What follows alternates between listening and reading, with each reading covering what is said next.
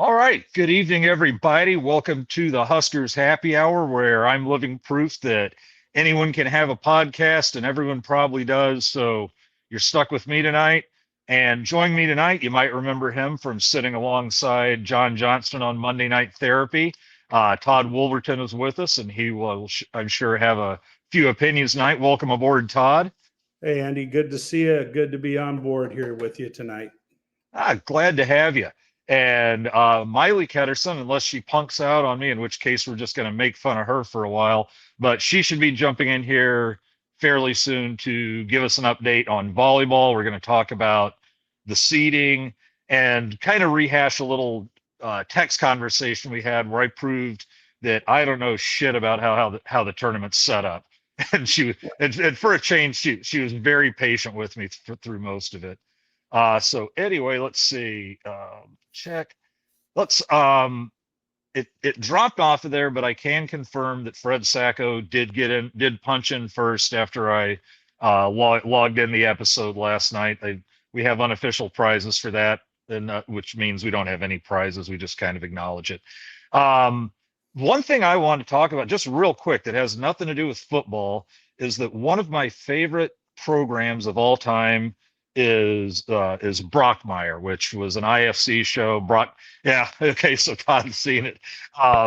It's about a broadcaster who loses his job in I would have to say it's the most embarrassing and hilarious way possible. In this world, he becomes YouTube's first viral video. And because of what happens not only during the game but then in his press conference after the game. And it just showed up today. I thought I was getting damn near ready to just buy it on Amazon so I didn't have to worry about it anymore. And then I see it's on the arriving soon on Netflix. So I can't describe how thrilled I am about that. And speaking of thrilled, here she is. Miley Ketterson will be with us tonight. I had just gotten done saying that if you didn't pop in, we were just going to make fun of you all night. And you still will. Nah, never. Maybe, Okay.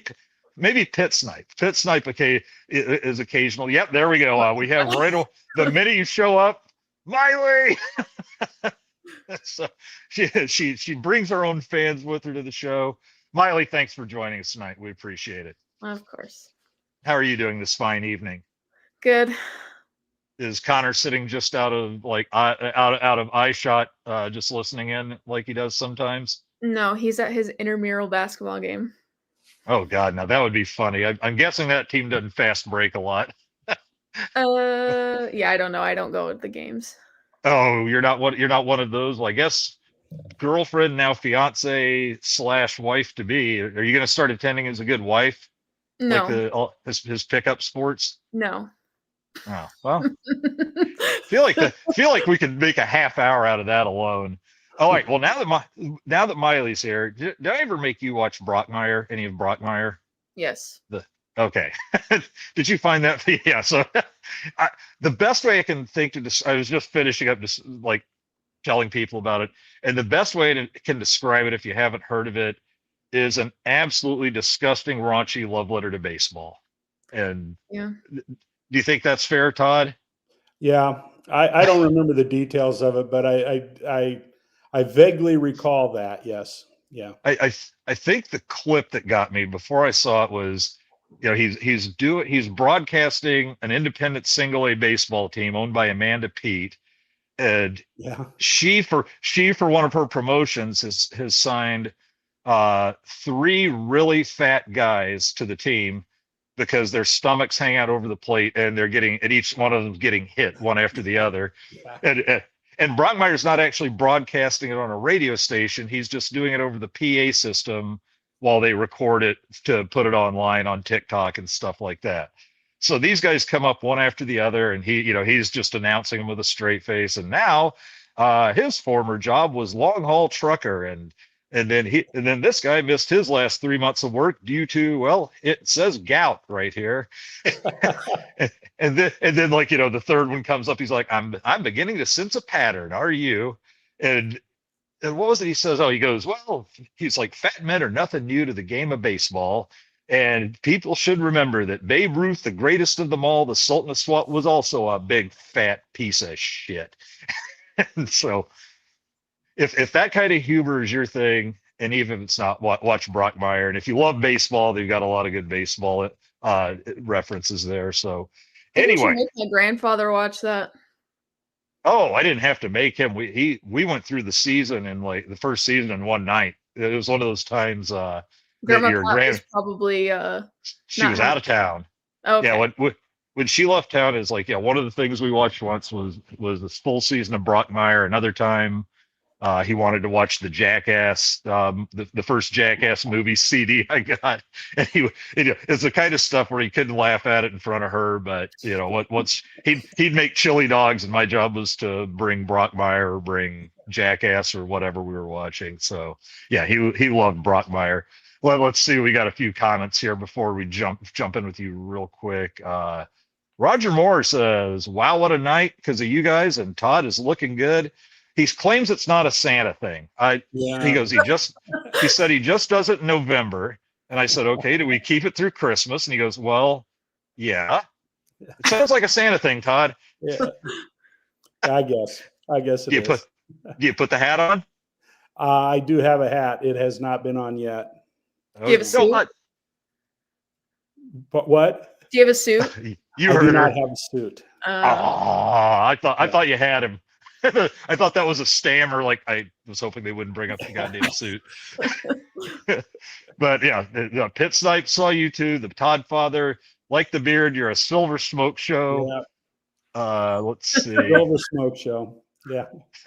James Boardman is getting in Fred's late here with all the he's joined Fred on the Camp Kenosha Express. He goes, we welcome Michigan State to Camp Kenosha, where Pat Fitzgerald and Gerald Fitzpat.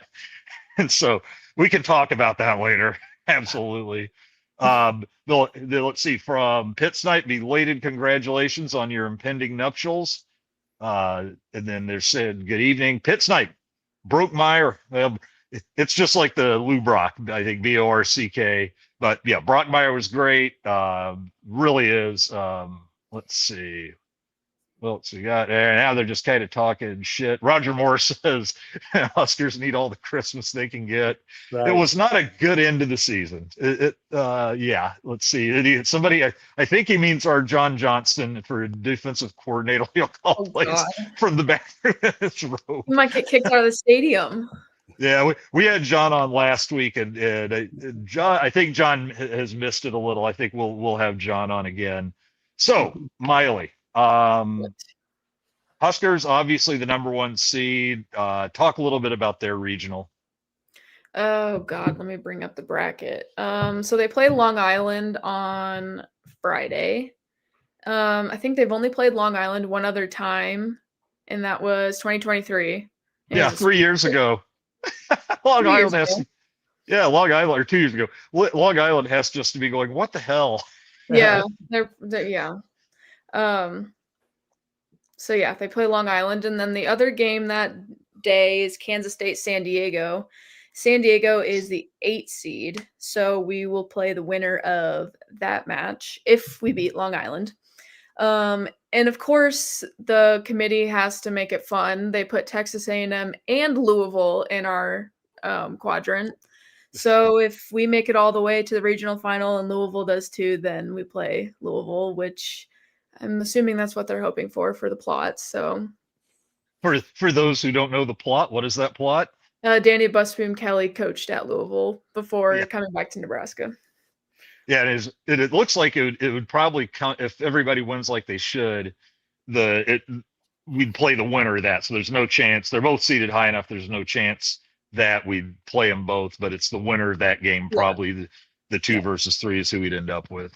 Now, I made a bracket today, and I actually have Texas A&M beating Louisville. So because Texas A&M beat Texas, this season. So I mean that match would be interesting. It'd be a 2 versus 3, so it's really anyone's game. Well, I have this question, and Todd, you can pipe in on this as well, because this isn't the first time A&M's been brought in.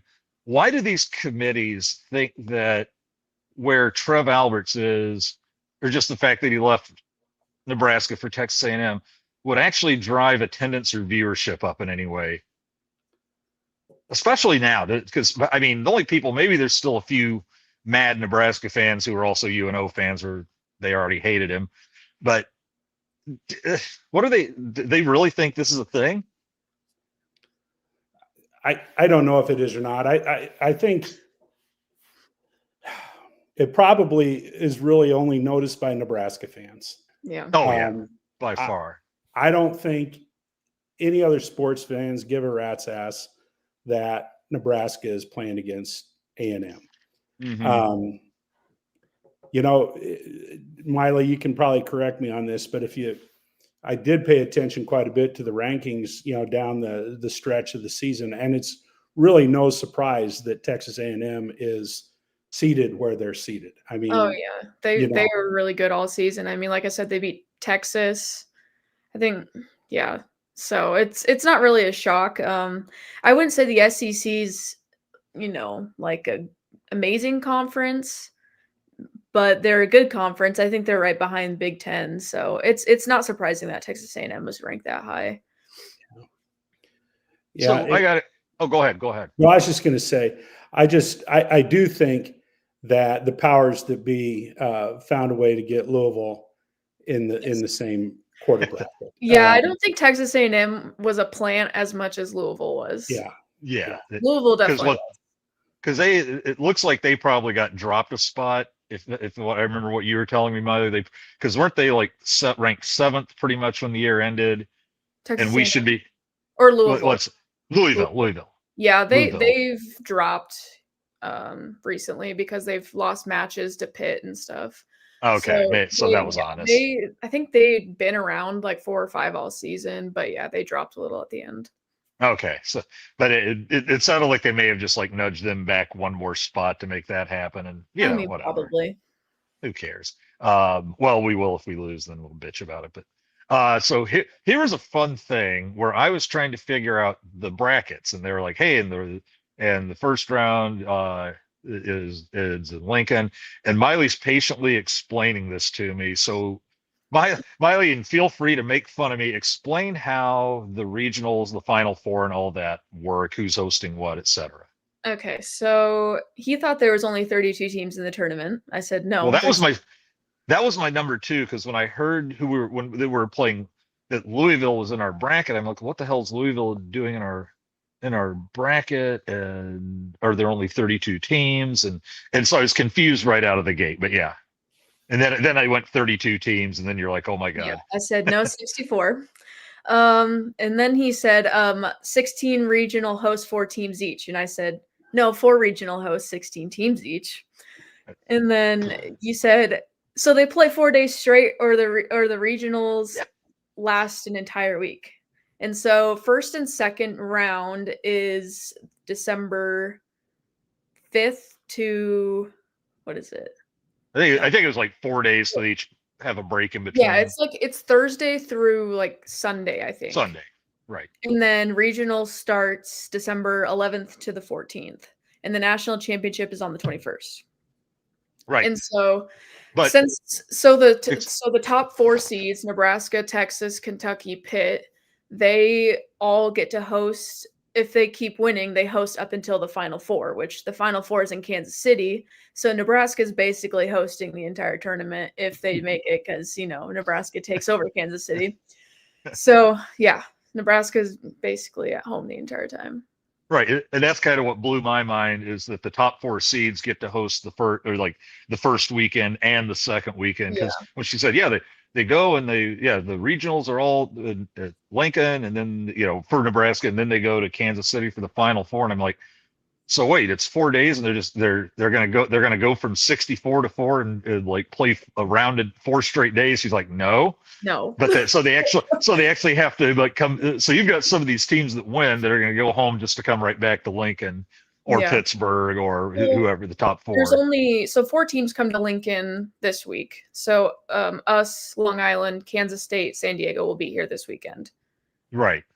And so and then second round is Saturday. So they play Friday night, and then if they win, they'll play Saturday night. Gotcha. And so first Huh. and second round is over. And then regionals will begin the 11th.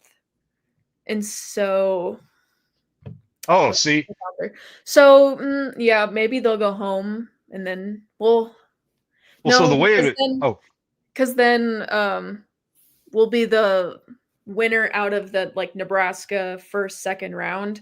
And so then, like Miami, who else is in this quadrant? So like Miami, Tulsa, High Point, Kansas, those kinds of teams, people remaining will come to Lincoln.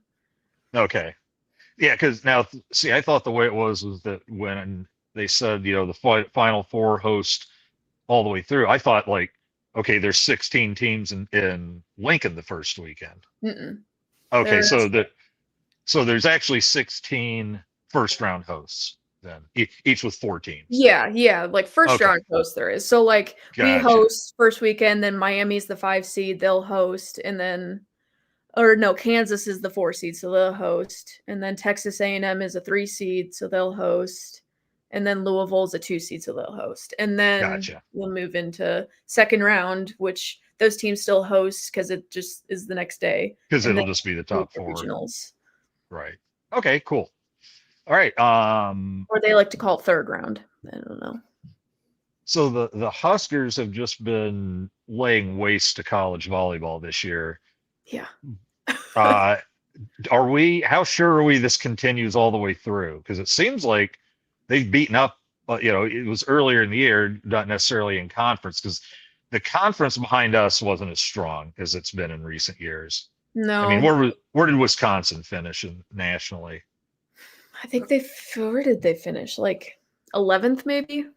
Right, Somewhere around there. And But Penn State was like they eight. were Oh, without their top setter for like a month or so, oh, and now they have her okay, back. So I okay. mean, So if they're a we different run team into with them, her. what? What's Yeah, that? yeah, they're a different team with her. So Okay, if we run into them, it would probably be different. They might, take a set or two.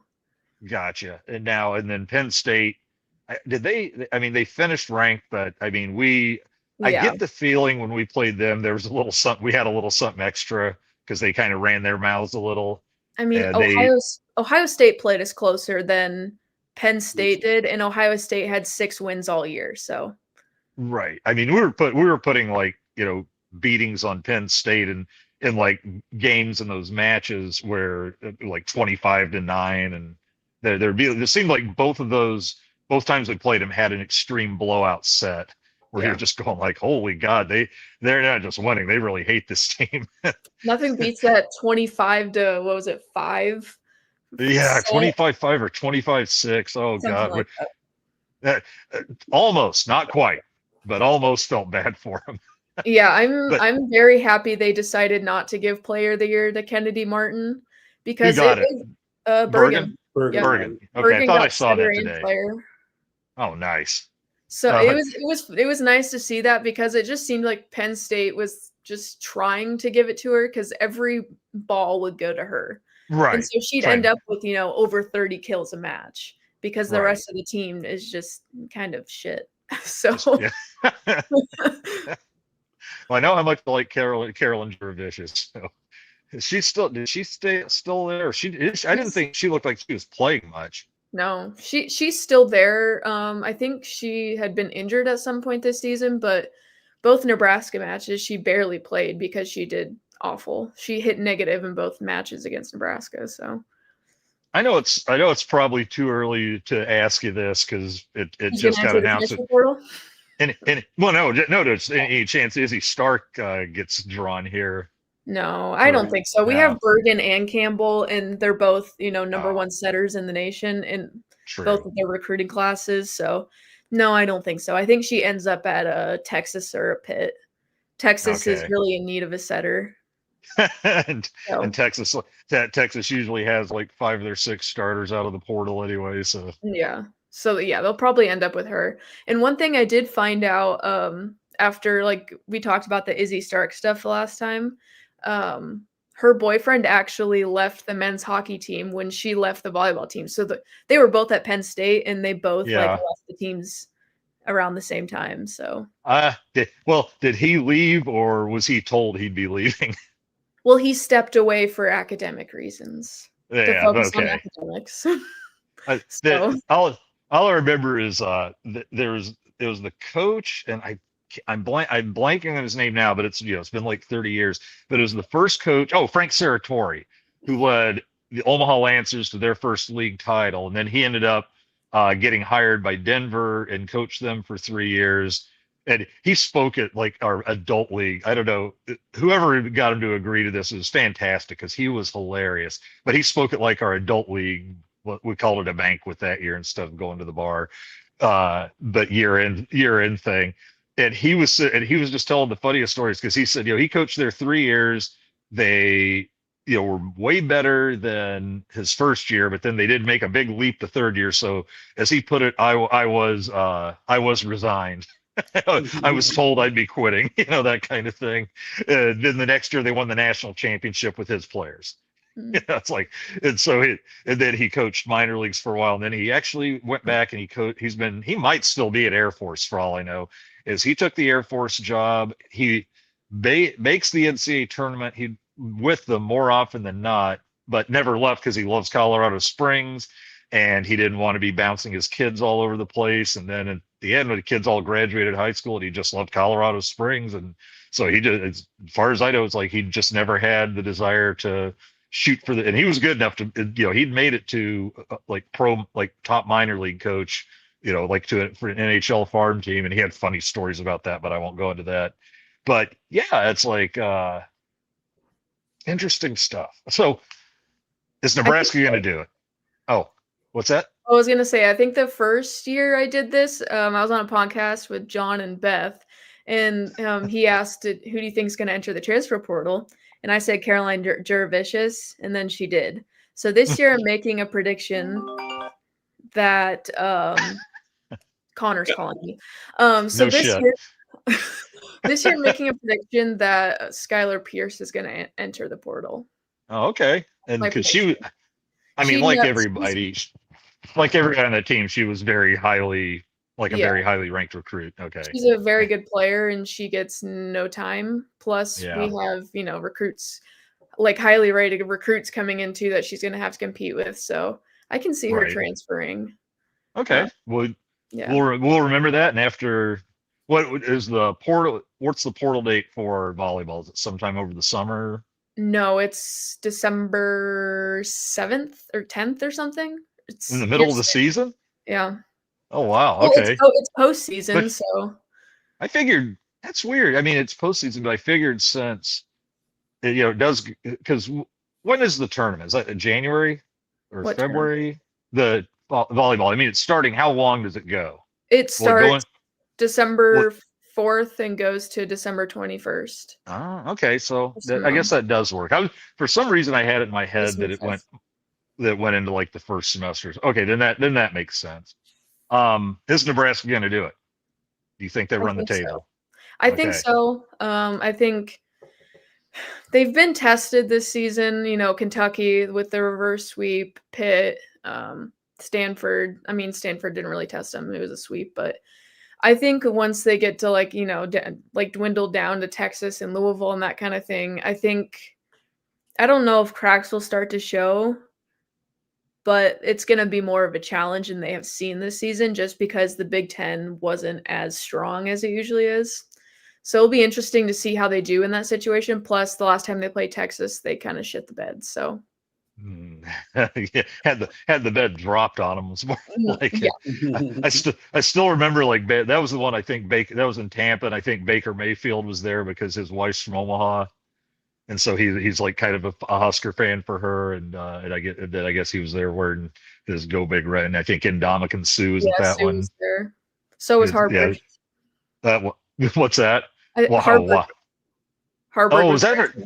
Was that the one where she was like, we're wanting 3 more? Yeah. Okay.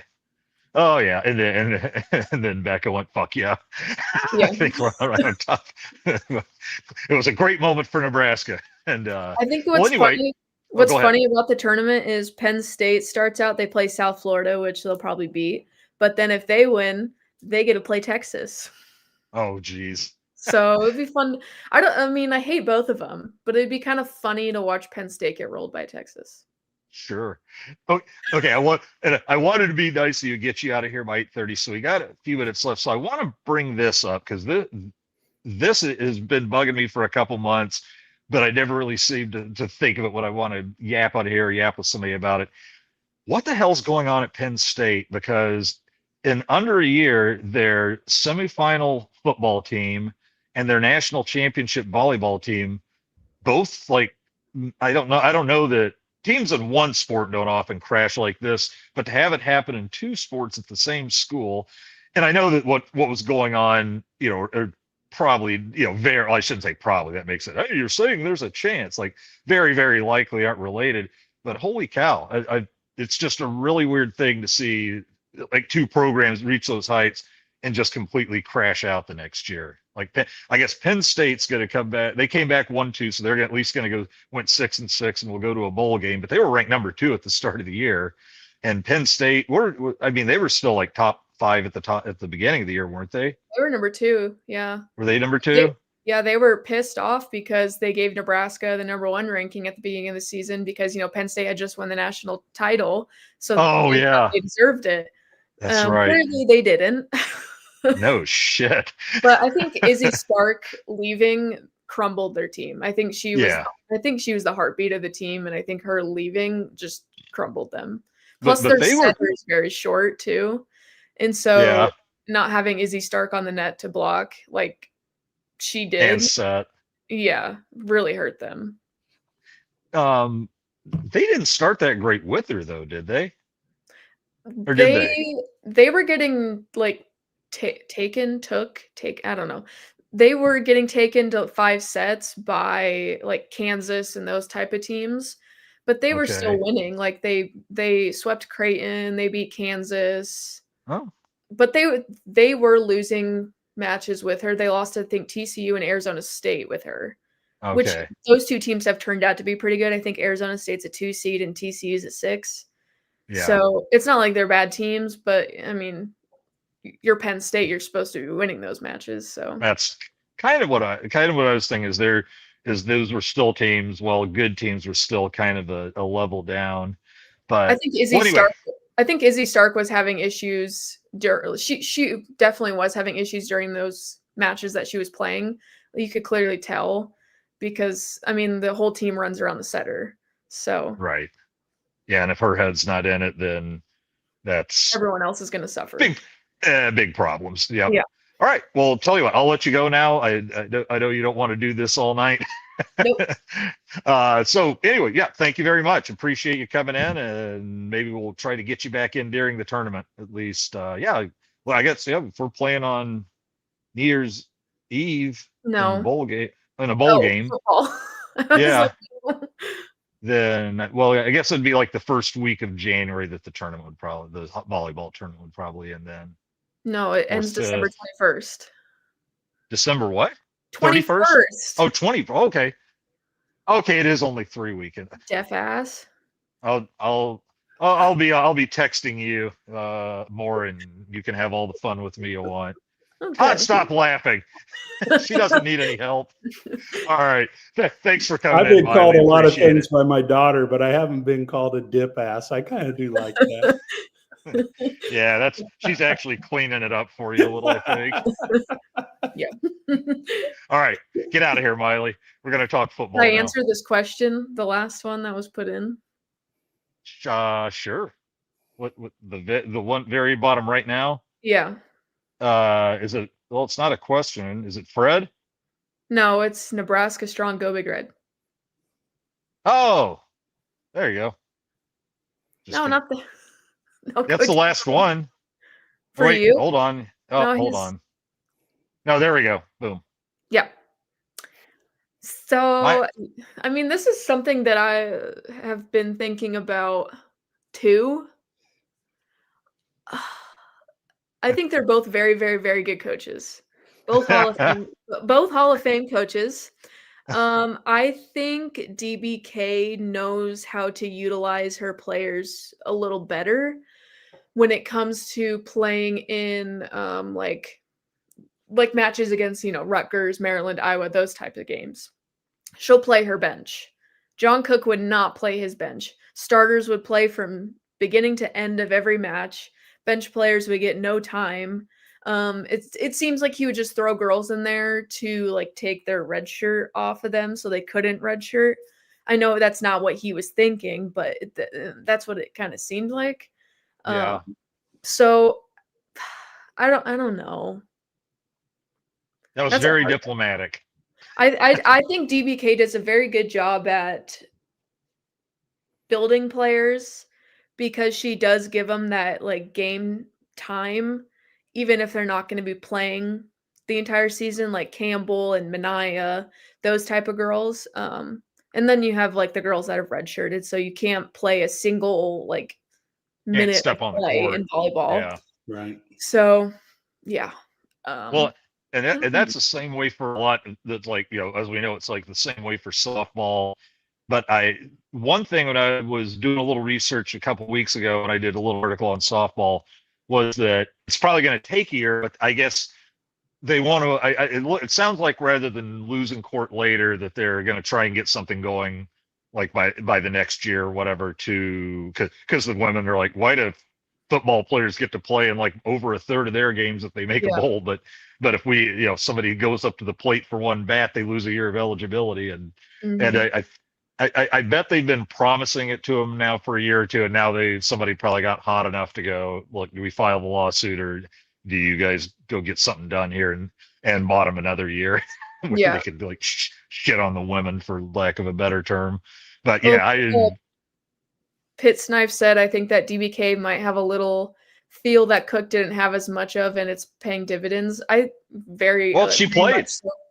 No, I agree with that too. Plus, I mean, it helps having a woman as a coach because women's sports are completely different than men's. You know, you have emotions, you have everything. I mean, that's different than men's sports. So I think she knows how to deal with her team a little better than John Cook did, because everyone knows John Cook in the early days. He was just, stern. Yes. He did not want to stern. It was all business. But then he kind of lightened up in the last few years. But I think DBK knows that that's how the team is going to be, and that's how they need to be. And I mean, it pays off. And Miley, I hope Miley realizes she's preaching to her dad the choir when it comes to that. What did I coach about 18, 19 years of girls hockey, women's hockey? So yeah, it's a different beast. I actually went to a USA hockey school, like several day school up in Vermont back in 2011 or 12. And it was basically how to coach women in sports, girls in sports. And it was taught by all women who were former D1 players, like few of them in hockey, but in different sports. And one of them was a volleyball player who played for John Cook at Wisconsin. And I asked her what it was like to play for him. And she went, and I just went, oh my God, you hated him. And she goes, well, this was like, at Wisconsin, that was definitely stern days. And she said, she goes, I will say this about him. He is still the finest volleyball mind I'd ever been around. And I was like, this is interesting. And then I knew it had switched because at Drew's graduation, he said, I don't know a thing about teaching school, but I'll tell you like 5 things I tried to do as a coach. And one of them was, no matter what happens, try to do your best to make sure that these players remember playing for you as a good experience. And I'm like, this is not the guy that coached Dawn Red at Wisconsin. That's not the college experience I had. They said the girls playing for him now are having a different experience than she had. But well, anyway, we should talk some football before the night gets out here. Okay. Miley, thanks so much for coming in. I really do appreciate it. You're welcome. See ya. Love you, honey. Bye. Love you. Bye. Well, not all my guests get to hear that as they check out. And let's hope it stays that way. If you ever hear me talking to John that way, just put the gun to my temple. Kaboom. All right, let's run through a few comments here, and then we'll get a rolling. And Todd, just at this point, just jump in whenever you like. Let's see. I just got to find the stuff where they're not kind of talking to each other. David Motney is also loving your Santa look. Yeah, And it's good to hear, Dave. Matney. And I believe he also said hi to the three of us. So thank you very much. Let's see. They're talking about what each other's drinking. And yeah, Nebraska strong, go big red. He was piping in some during the volleyball stuff. All he wants for Christmas is a Husker volleyball championship. Yes, beat them all for our football team. I love it. We took revenge later with Penn State. At least in my head, we did. That was very much going. That's for the football game, you brat bastards. Let's see. And Steve Fromm was saying, gotta double pump these things now. Kansas is not a good 4 seed. Probably will lose to Miami. Texas A&M will probably upset Louisville, if you can really call that an upset. And that's what I think is just. I think Texas A&M may be a little better than they're ranked, especially when you're beating Texas. I heard one pundit say the team to watch out for is Miami. That they apparently have some gal from, maybe the Dominican or somewhere like that that's just really outstanding. And if she gets hot, so that's one to keep an eye on from what I've heard. Somebody kind of like Shaq and Blue Chips, where he was out on like one of those swamp islands or Algiers or something, where they had to take the boat to the island, but then there were cars everywhere, and he was dunking on everyone. Yeah, I'd love a story like that. Let's see. Yeah, Todd looks like Santa with a mean fireman's carry. Yeah. My fireman's carry was adequate, certainly not mean. And then Pittsite, not so polite. Todd looks like Steve Martin went off his Ozempic. Oh God, I love Pitt. Jiminy Christmas, yeah. Oh, look at Fred. Fred, who's barely doing this at the bar. Congrats, Miley. I can't hear anything. Still at the bar. The chat told me so.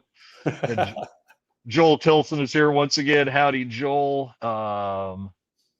Let's see. Wow, I assume this is Izzy.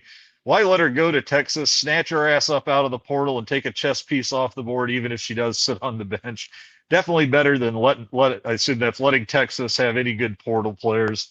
I can't argue with a word of that, Todd. Well, Texas is notorious. Obviously, you mentioned it earlier about picking up players, but I don't know if she'll end up at Texas, because I think Texas has still got a couple of pretty young setters. I mean, I'm not sure.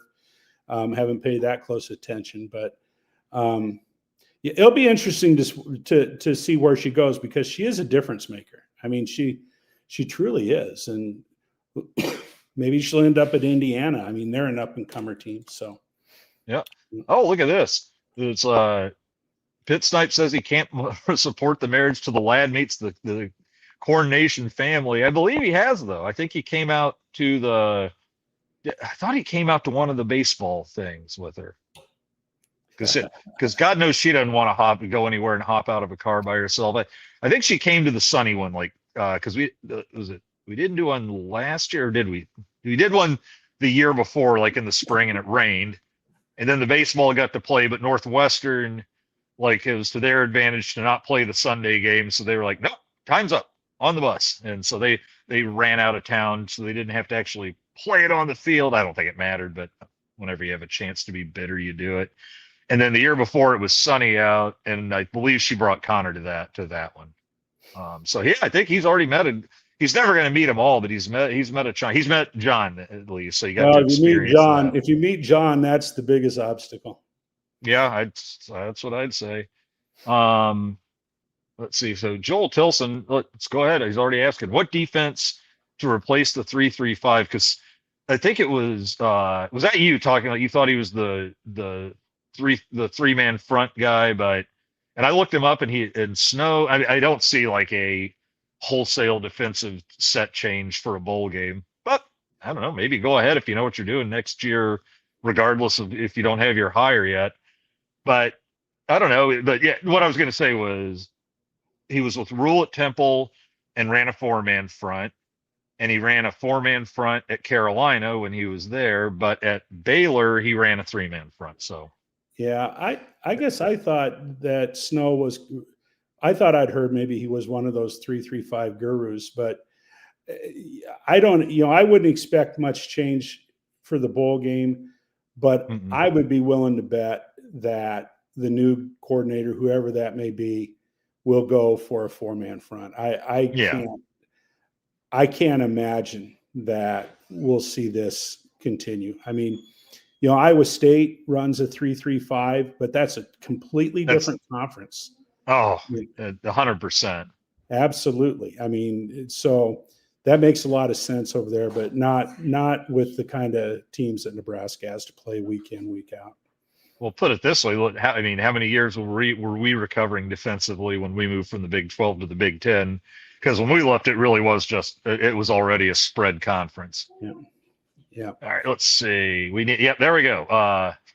Pitt Snipe. We need to run God's defense, otherwise known as the Landry 4-3. Well, I remember we just kept sticking with that 5-2 or call it a 3-4, but because that's when we had like the guy in the middle, the two, and then Broderick and Marco on the ends, and finally got into the 4-3 after McBride headed down to Miami in like 91 or 92 and learned their 4-3. Now, Right. this is one that was in my head. Where is Leonard still at Illinois? That I can't tell you. Because I figure that would be one that, hey, if nobody's making him a head coach yet, and Wisconsin already said, they're sticking with Fickle another year, and then they actually played well down the stretch. But if he made that hire, you wouldn't hear anybody grousing about it being a buddy hire or a lousy hire or anything like that. Yeah, Fitz-Snipe goes, that would be a great Christmas getting him. He just the feel there though is like, well, if you hire a guy that good, then you're in the boat of, but he's not going to be around for a while. That's always kind of the thing. But if nobody wants your guy, then he's probably not that good. But then you get mad if he leaves after 3 years for a head coaching job or a higher, an Alabama, Georgia level job. Right. Stephen Fromm, echoing the sentiments of many that if hindsight was 2020, we never should have given Matt Rule that contract extension. Well, but we didn't see Dylan getting hurt. We didn't see the crash out at the end. I mean, if Dylan doesn't get hurt, I'm pretty confident that we're leaving that Southern Cal game 8-2, and then that's a whole different world and a whole different level of confidence. And we're not throwing our true freshmen into the fire, which fine for UCLA. I think Gramstad could have won that game. Okay, and I'm not insulting TJ. It's just UCLA was coming off a 56-point dick stomping by Indiana, so their defense probably wasn't entering the game against us with a lot of confidence at that point, and they still held us to 28. But and then do we still lose to Penn State and Iowa? I don't know. Maybe, but I don't think we're losing 37-10 and 40-16. I think we're putting more points up. So I just wanted to bring that out there because that's the hindsight's 2020 like thought of the, definitely, let's say this last Sunday, 2 days ago. What were we thinking? Well, we were thinking that Penn State wanted him, that we were 7-2 or whatever, and were we 7-2? Yeah, we were 7-2, and maybe, this is definite improvement. Now we want to keep this guy. And I don't know. We can't do anything about it because we didn't know it was going to crash out like that. But it is what it is. What are your thoughts on that? Well, I think at the time, everybody was, emotions were high, and I think at the time that Franklin was fired, then you had speculation about these other big jobs coming open, and Rule's name popped up, and so I think Dannon, he felt a need to react, or to act. I guess on the positive side, it's while they extended his contract, and maybe the buyout went up a little bit. I don't know for sure on the stipulations, but it does sound like he got some more money allocated to NIL and to become, a bigger player with some of that. So yeah, I don't know, in this day and age, for crying out loud, what I read today, LSU is paying buyouts on 2 coaches well over $90 million. worst education, public education, or worst education program in the country, one of the highest poverty rates, and yet, they're just, yeah, I don't know, whatever. Let's see. Got a little money call here from Adam Halpern. Is Dana Holgerson? Oh, thanks for asking. Yeah. Is Dana Holgerson being handcuffed by rule, or is he able to run the offense how he sees fit? Todd will tell you that's one of the things I wanted to throw on the table. So thank you for asking it. That's my question, because what I see is not the Dana Holgerson guns blazing. Now it's not air raid. This is one thing when I researched him when we hired him last year.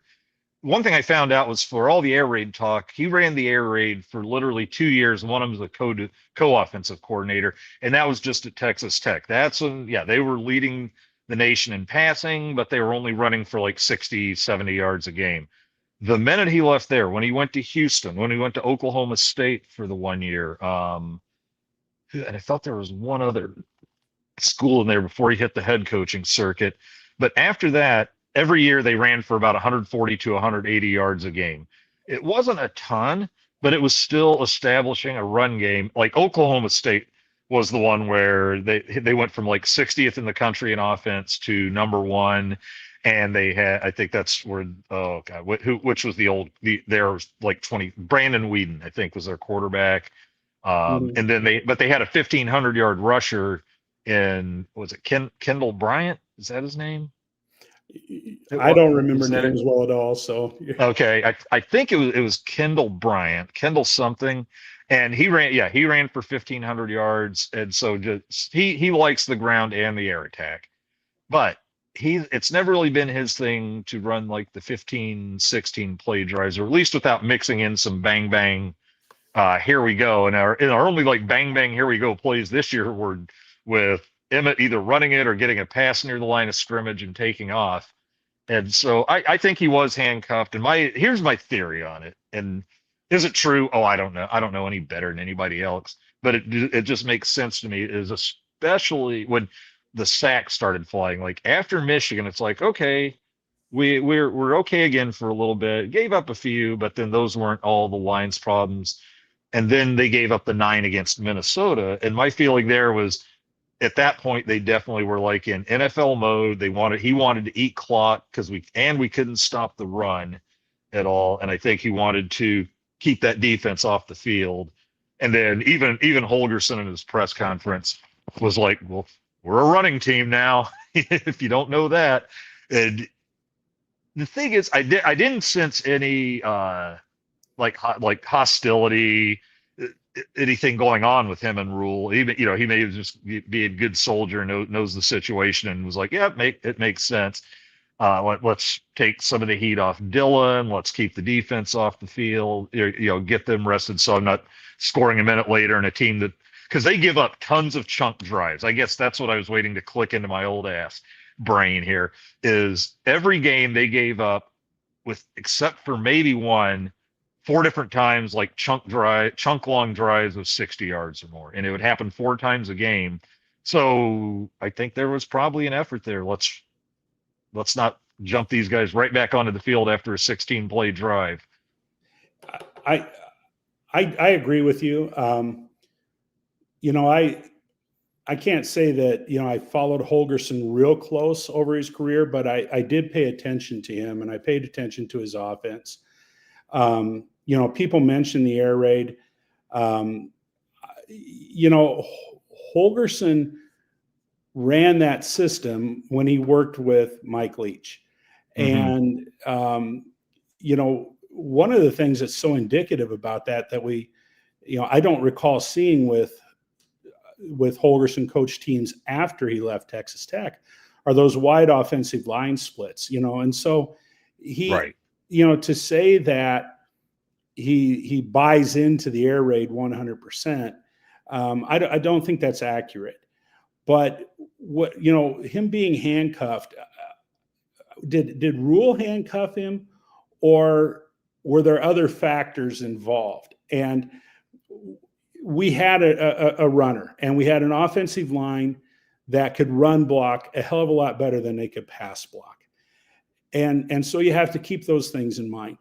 What really surprised me, though, about the offense, particularly in the passing game this year, was how they virtually ignored the center of the field. And that is not like Holgorsen called offense, in some of his previous stops. To not throw the tight ends over the middle, to not have some of your slot receivers running slants over the middle, that just really baffled me. Because like I said, he'd done that before. So I don't know what the limitations were.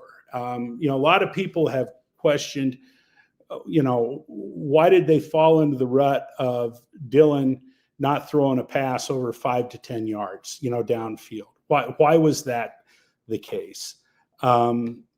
So in my mind, I'm not sure we really did see the true Dana Holgorsen offense.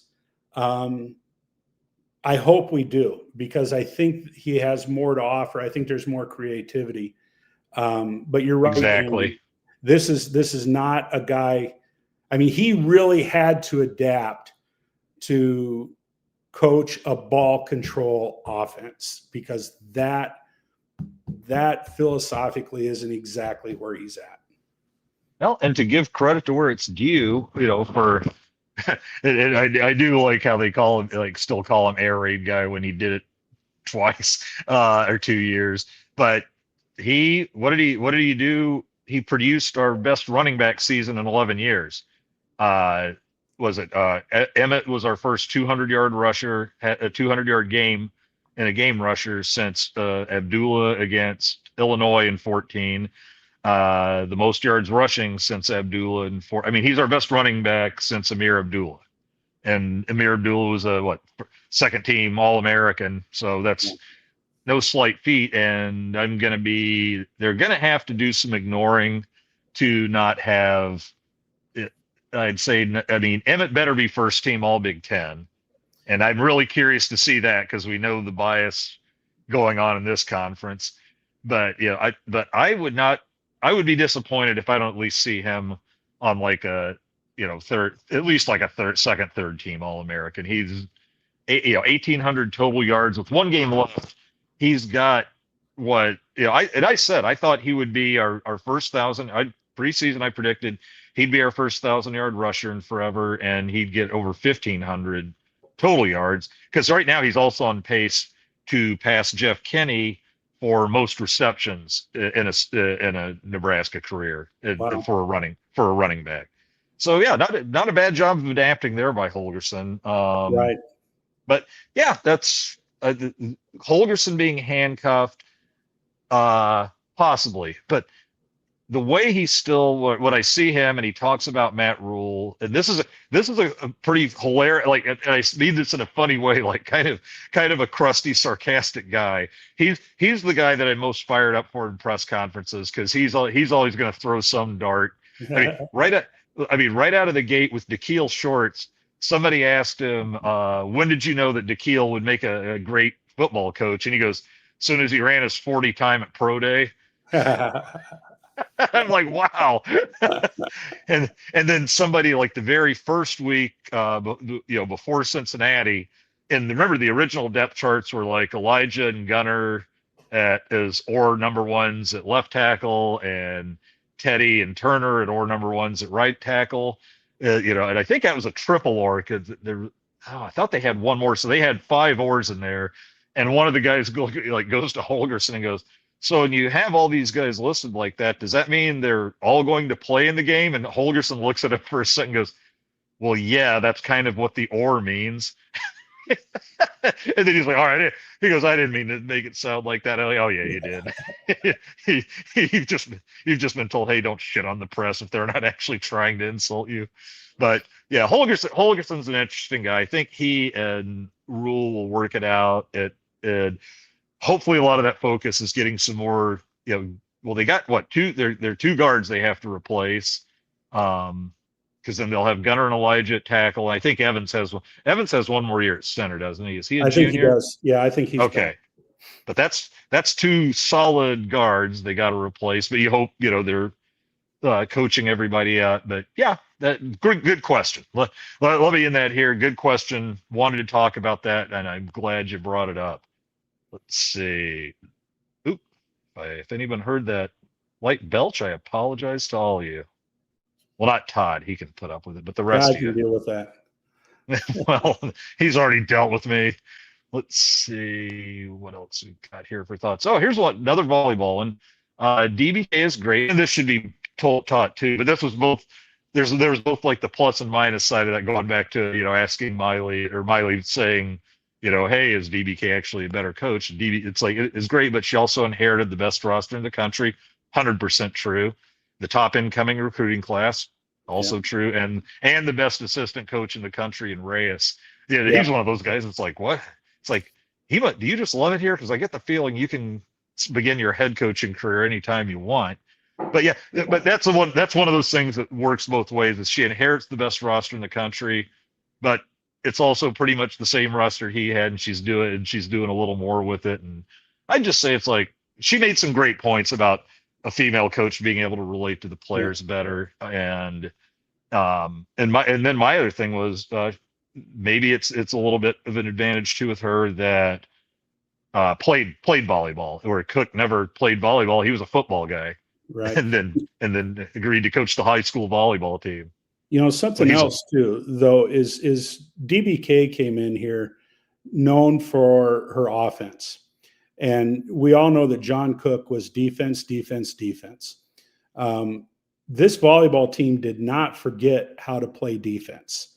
They still are an incredible defensive team. Mm-hmm. The improvement has come with the offense. And perhaps that's Danny's biggest contribution, was to improving them on that side of the net. So, and she's got him like, I remember like the first time we saw Harper come flying up from the back row, and everybody's like, whoa. And that was like something we didn't see much, if at all, with Cook. And real quick, this just occurred to me, like when we were talking about the advantages each of them had. Well, Cook was kind of self-taught in volleyball. Danny got to learn from John Cook. Who knows how good a coach John Cook is if John Cook learns from John Cook. And I just think it's a credit to both of them that we're actually having this discussion, that, the best coach in Nebraska history, and a guy who's, probably up for, GOAT, when it comes to all-time volleyball coaches, and possibly the best of all time of any of them, or in the discussion, is now we're talking about, hey, is his replacement a little better than him? And I just think, well, Troy Dannon couldn't have made a better hire there, huh? Yeah. that a full regular season. Hey, is she a little better than one of the best of all time? And it's premature, of course, but it is a fun discussion. I'm glad Miley brought it up, and I'm glad Brian Bauer brought it up. Thank you.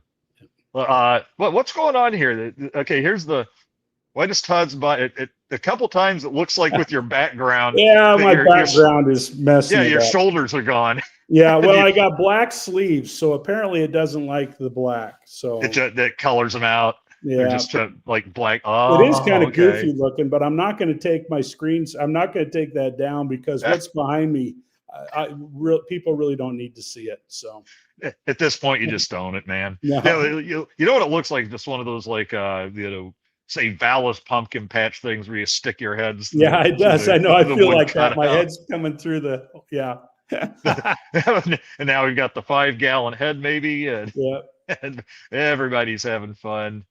Let's see here. What about a 3-4-3? Highlander gun, good to see you. And no. Todd.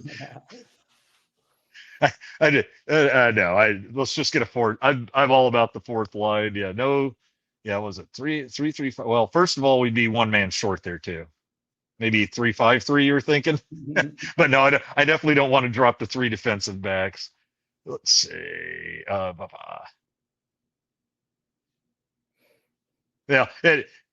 Now, look, this is the kind of logic and realistic thought we just don't need here. Brian Bauer, says wringing your hands on the defense is fruitless. It'll be what the new hire runs.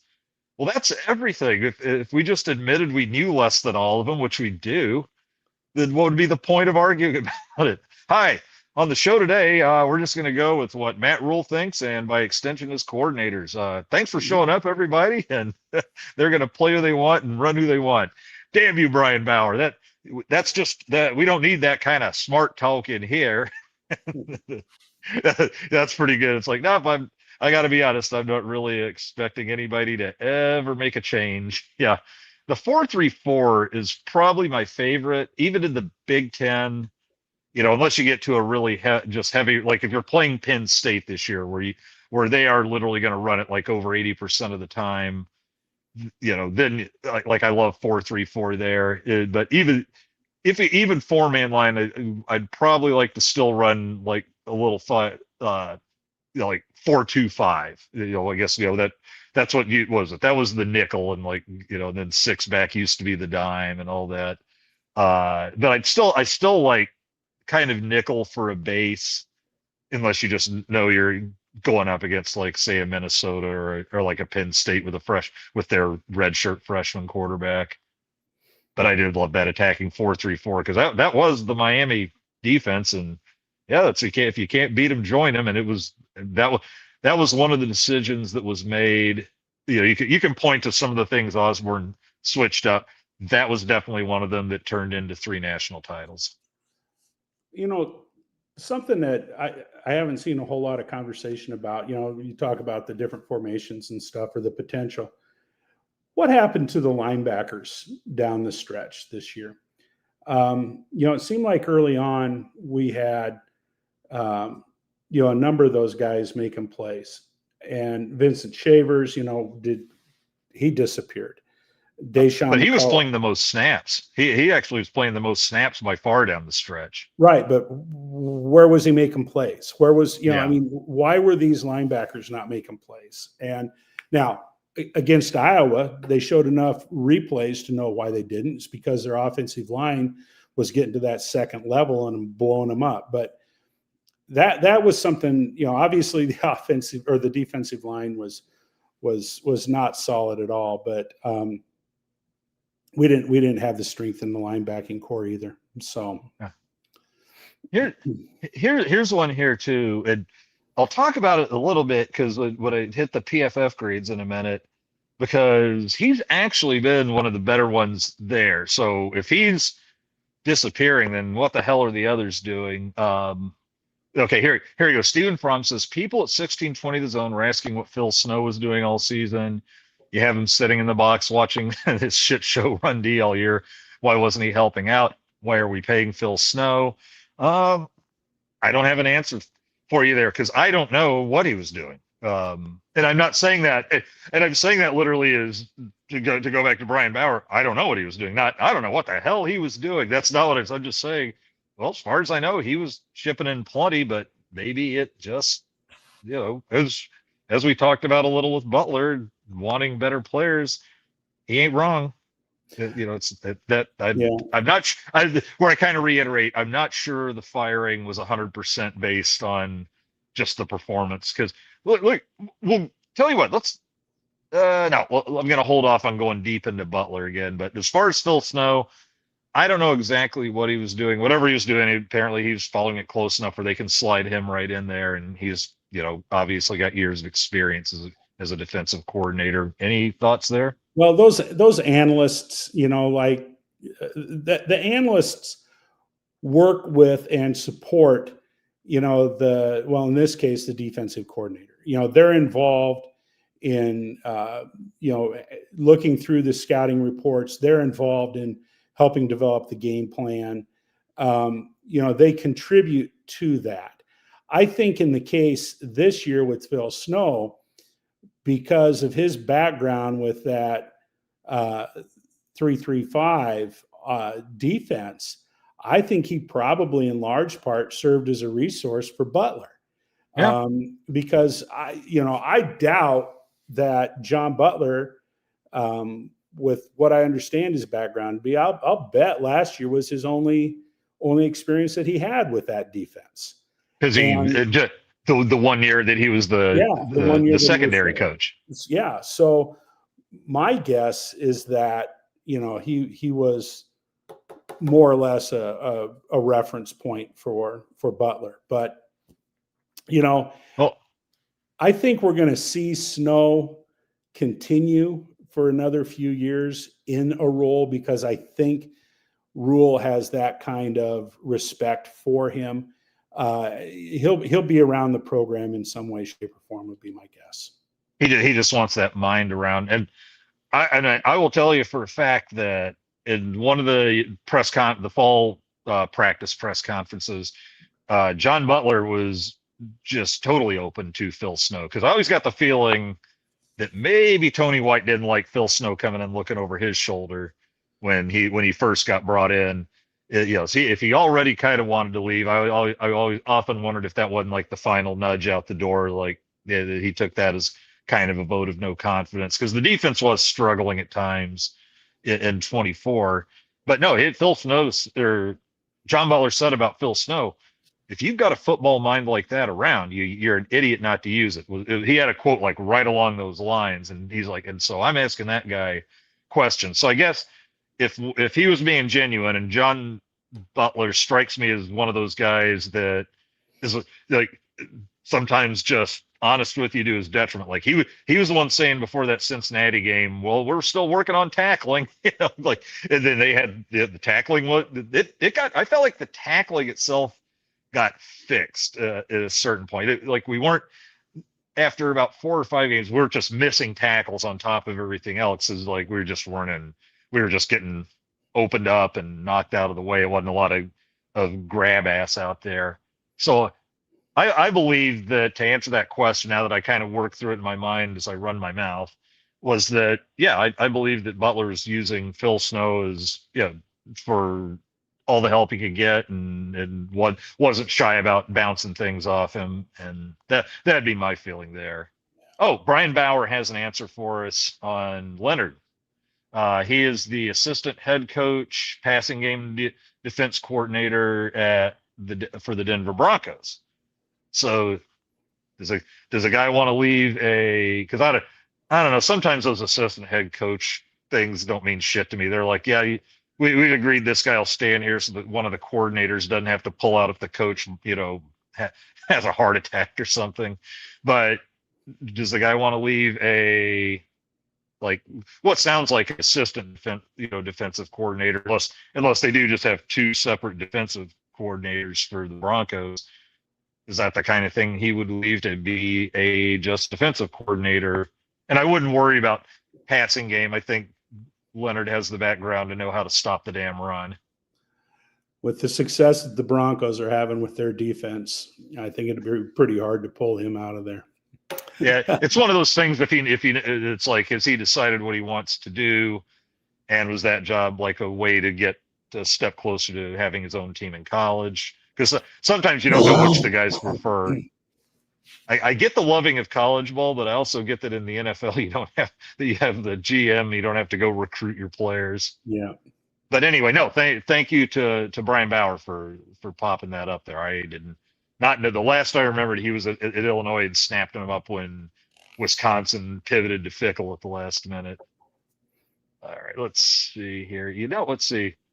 Was TJ overwhelmed? I would say against Penn State, no. It was a, not an impressive performance, but all I wanted to see in that game was that he didn't lose his shit, and he didn't seem overwhelmed. I thought he wasn't really effective, but it wasn't ever because he was like, oh, there's too much coming at me.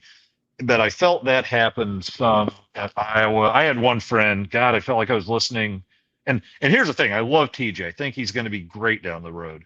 But you've got these anti-Raiola, TJ's better. And I had this guy after the performance against Iowa. And yes, he tweaked a hammy in I think the first quarter, which is a whole other set of questions as to what he was doing in there lumping in the fourth.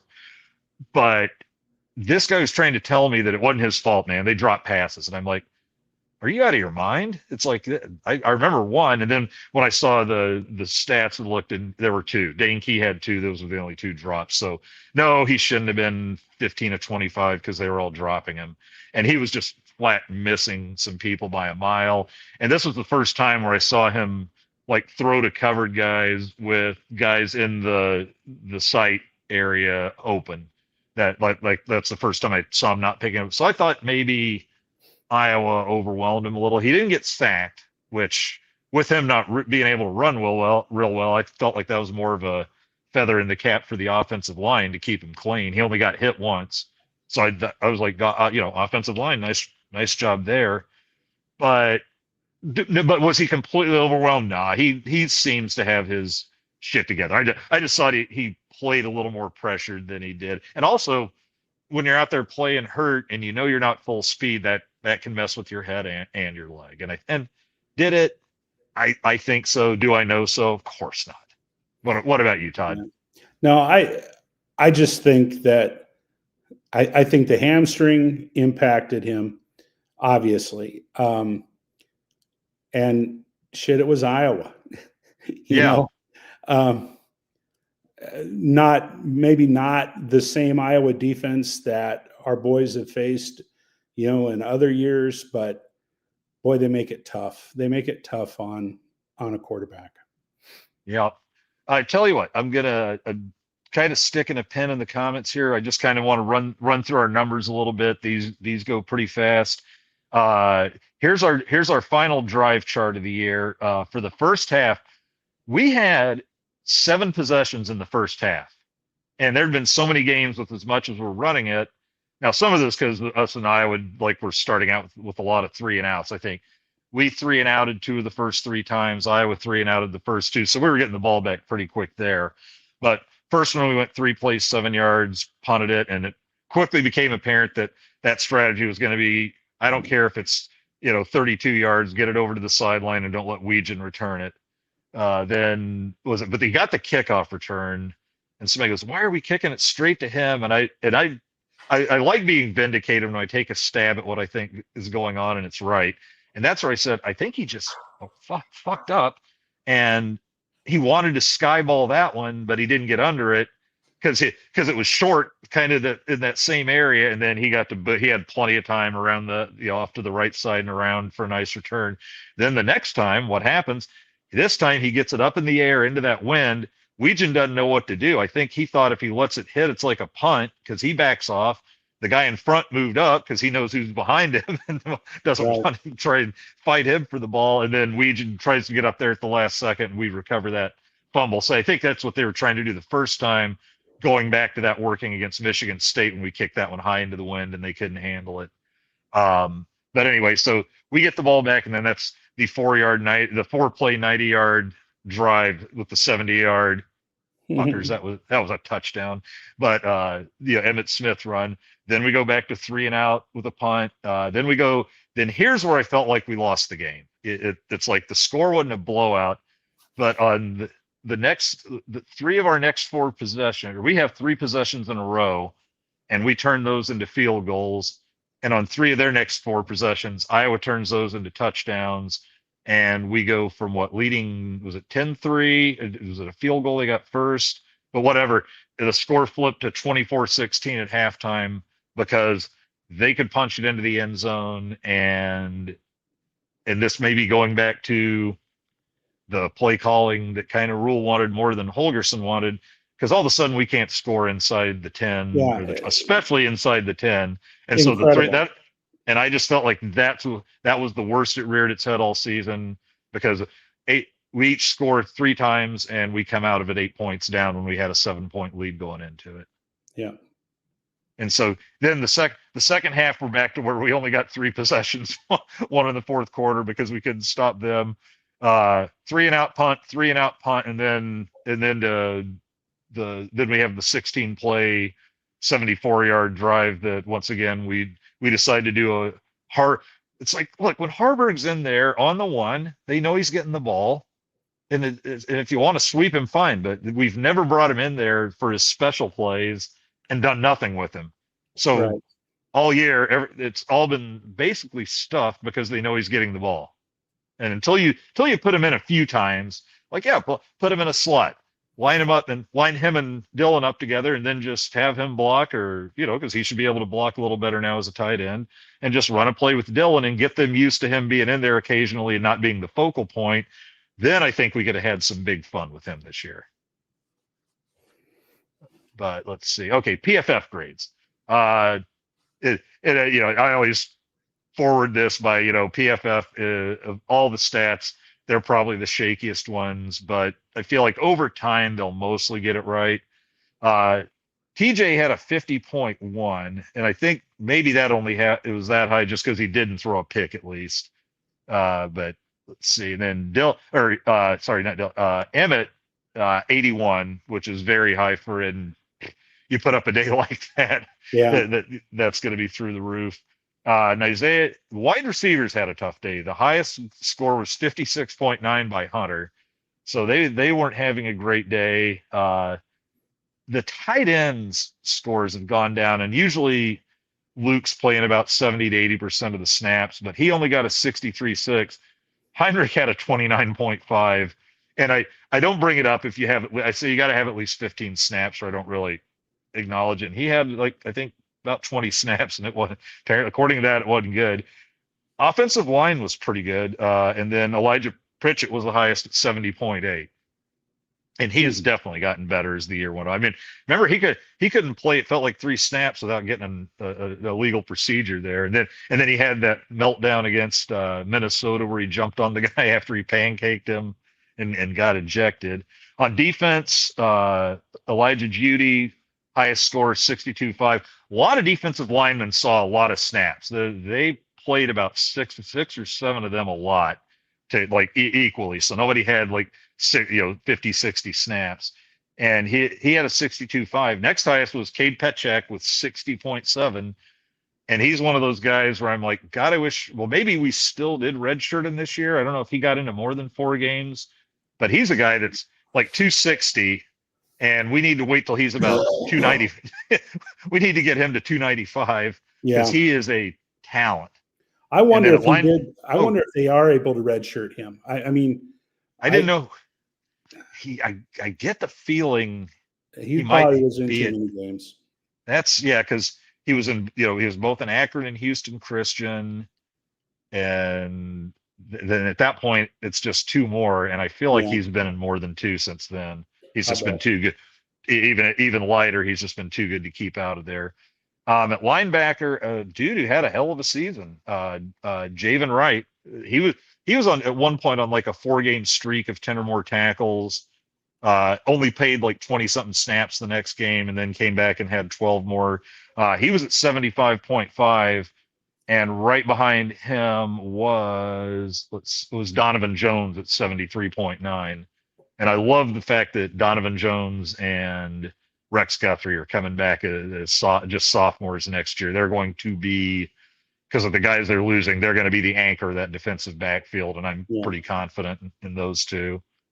And then, oh God, who was it? Somebody was Sayre Wright. After the game, he had said he had apologized, saying that's the worst game of the year, his worst game of the year. He apologized to everybody, and he wasn't lying. He had by far the lowest score in the defensive backfield with a 55.6. So he did not play well.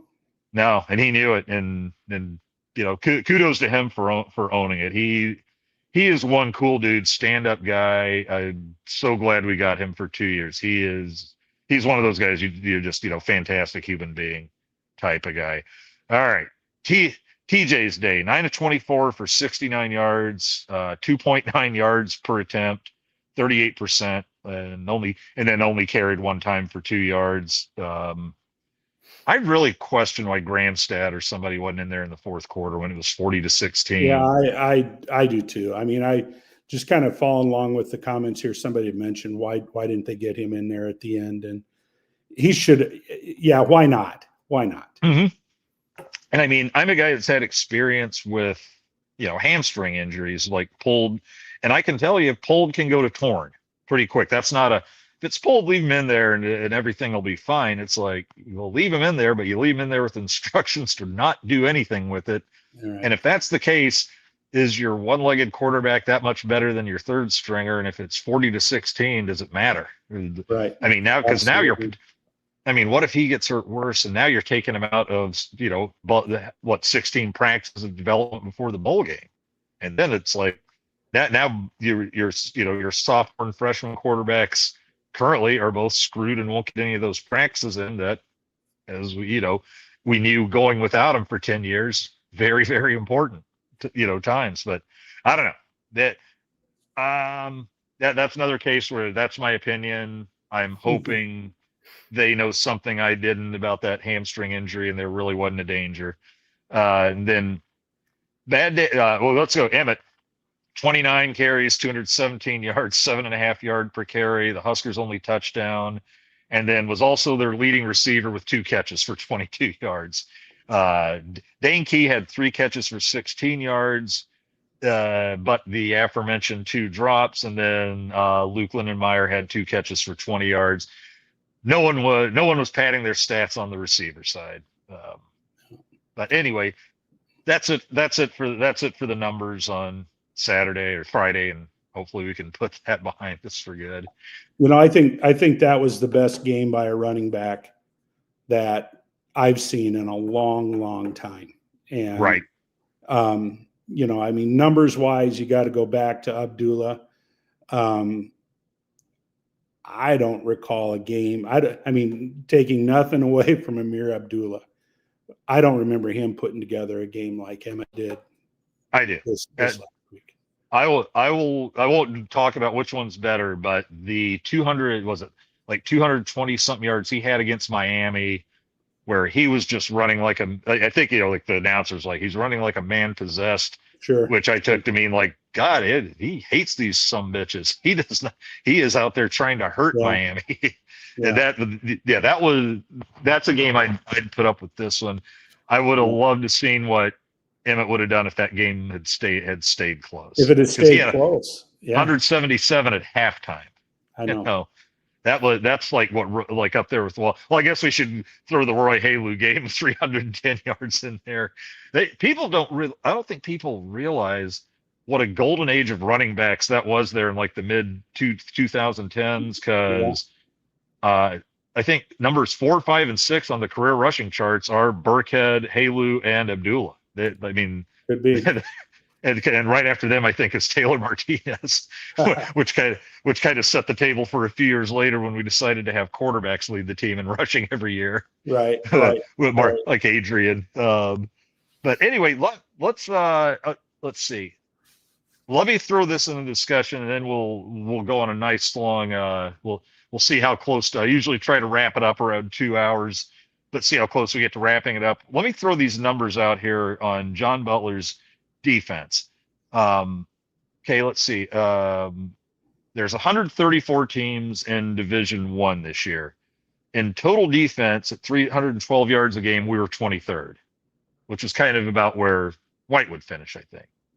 In scoring defense at 23 points per game, that we were 53rd. And I think that goes maybe to what Nate wrote about the other day with our red zone defense, where we allowed, I think, scores at about, they scored on 30 of their 31 trips to the red zone, our opponents did. We were 95th in rush defense at 171 yards a game, but second in the nation in pass defense at 141 yards per game. But we were 133rd out of 134 in red zone defense, as we were scored on 96.8% of the time, and 77.4% of the time was for touchdowns. And I'm not sure what to think of this one. We were only 13th, though, in red zone attempts allowed. But then I'd have to go back and go, but then how many touchdown scores of over 20 yards did we give up? Because I think I know we gave up like 3 against Michigan, 1 against Houston Christian. The one dude ran for like 40 something yards there at the end of in garbage time. But then did Penn State get any over 20? The real long one on the first drive, he didn't quite make it all the way. So I didn't know if they had a long one over 20. They had to have one in there somewhere, it I feels would like. think they did. But that's why I'm wondering if they're, only 31 only 31 red zone tries all year. I'm wondering, well, how many touchdowns did they give up that didn't require where they took the red zone out of play, if that's what drove that number down. Right, right. Yeah, and I'm still thinking though that's why it makes me wonder if there was something else going on there, like if they just agreed to disagree, like that it's not a good fit, or something, or if Rule really was that mad where it sounded like he might have been putting it on the players in the last press conference, because these don't necessarily sound like numbers that get you fired after 1 year. Well, but but we're also in a different time now where we get mad and fire everybody after a game or after a bad game or two. well, yeah, but I think one of the comments, and I can't quote the comment, but in essence, I think Butler got a little thin-skinned about the criticism against of the run defense, and he says, "Why doesn't anybody mention that we're number 2 in the country in pass defense?" Well, big fucking deal in the Big Ten. In the Big Ten, you got to stop the run. Right. And Nebraska was embarrassed by times, teams that just ran it down their throats. Yeah. And okay, if you want to put your attention on the passing game, well, that's great, but that only goes so far. Yeah, and it wasn't like, except, let's see, like, well, it never really hit where they would bust off a couple long runs and then do the old run for 350 yards or something. They never did that, but they would either, like Michigan, because Michigan, we stop them for a while, but then Haynes, then Underwood, and then Haynes back up, and all of a sudden, but even then, I think that was like 280 something yards. Not great, but not like they're putting up a ridiculous total. But then you have the Southern Cal game where in the second half, well, actually they were doing it in the first half. So they're giving up the long drives and then stopping them or holding them to a field goal. But then they were just getting, it's like, it's 11, it's what's his name for 11, what's his name for 19, what's his name for 17. And they don't have like a massive total again, but again, it's over 200 yards. And then Penn State was, they were just kind of running at will. And I think, what did Iowa run for? I don't think it was a ton. Let me see. I don't think it was a ton either. No, but yeah, because they didn't outgain us by that much. The difference, like I said, the difference was we were kicking field goals and they were scoring touchdowns. And then they just scored a couple more touchdowns and we didn't score anything. And we should have had one more there. I still love that second half, 3 drives there. There's Iowa ball control and long chunk drives for sure on the other end, but 3 and out, and 16 plays, 74 yards, and you cough it up on the one, are your only 3 drives for an entire half. Holy moly! That maybe that was a stat that was the straw that broke Rule's back. Something, seeing that your defense is out there for what looks like about 23 or 4 minutes of the half. But anyway, it just feels like, this wasn't really a body of work thing. It was a how things finish thing, how it just looked worse against the run instead of really improving at all, and that sort of thing. So I don't know. Tell you what, let's start getting into some comments here. Let those take us home. Thanks to the paid question there. We got the whole Holgerson talk in already. But now it's in our opinion. Let's see what we're doing. Joel Tilson asks if the boosters still support Rule. Yeah, and I don't know that we have. I don't know how, if we have boosters that really come in and bully the athletic director. Like, you get the feeling at Penn State and LSU anyway, the boosters bully the athletic director, threaten to hold back money and stuff like that. And well, the governor in Louisiana did. Yeah, got the governor involved, and and you just assume that shit goes on everywhere in Texas, But no, I really haven't any. I'm sure they're not thrilled the way things ended, but I haven't heard, let's say, any rumblings. Not that I'm your best inside info guy at all, like even close, but there's a couple of boosters that I have not quite the 7 degrees of separation, but I kind of hear if they're upset, and I haven't heard a squeak out of them yet. Also, I think they know that when it comes to things like paying the buyout, um, the boosters will get involved and help you.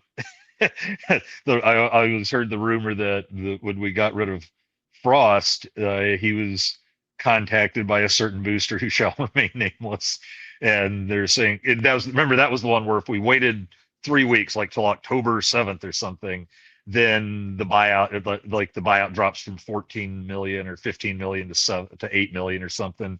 And this booster said, if that's the only thing holding you back, how about I write you the check for that Yeah. 7 mil?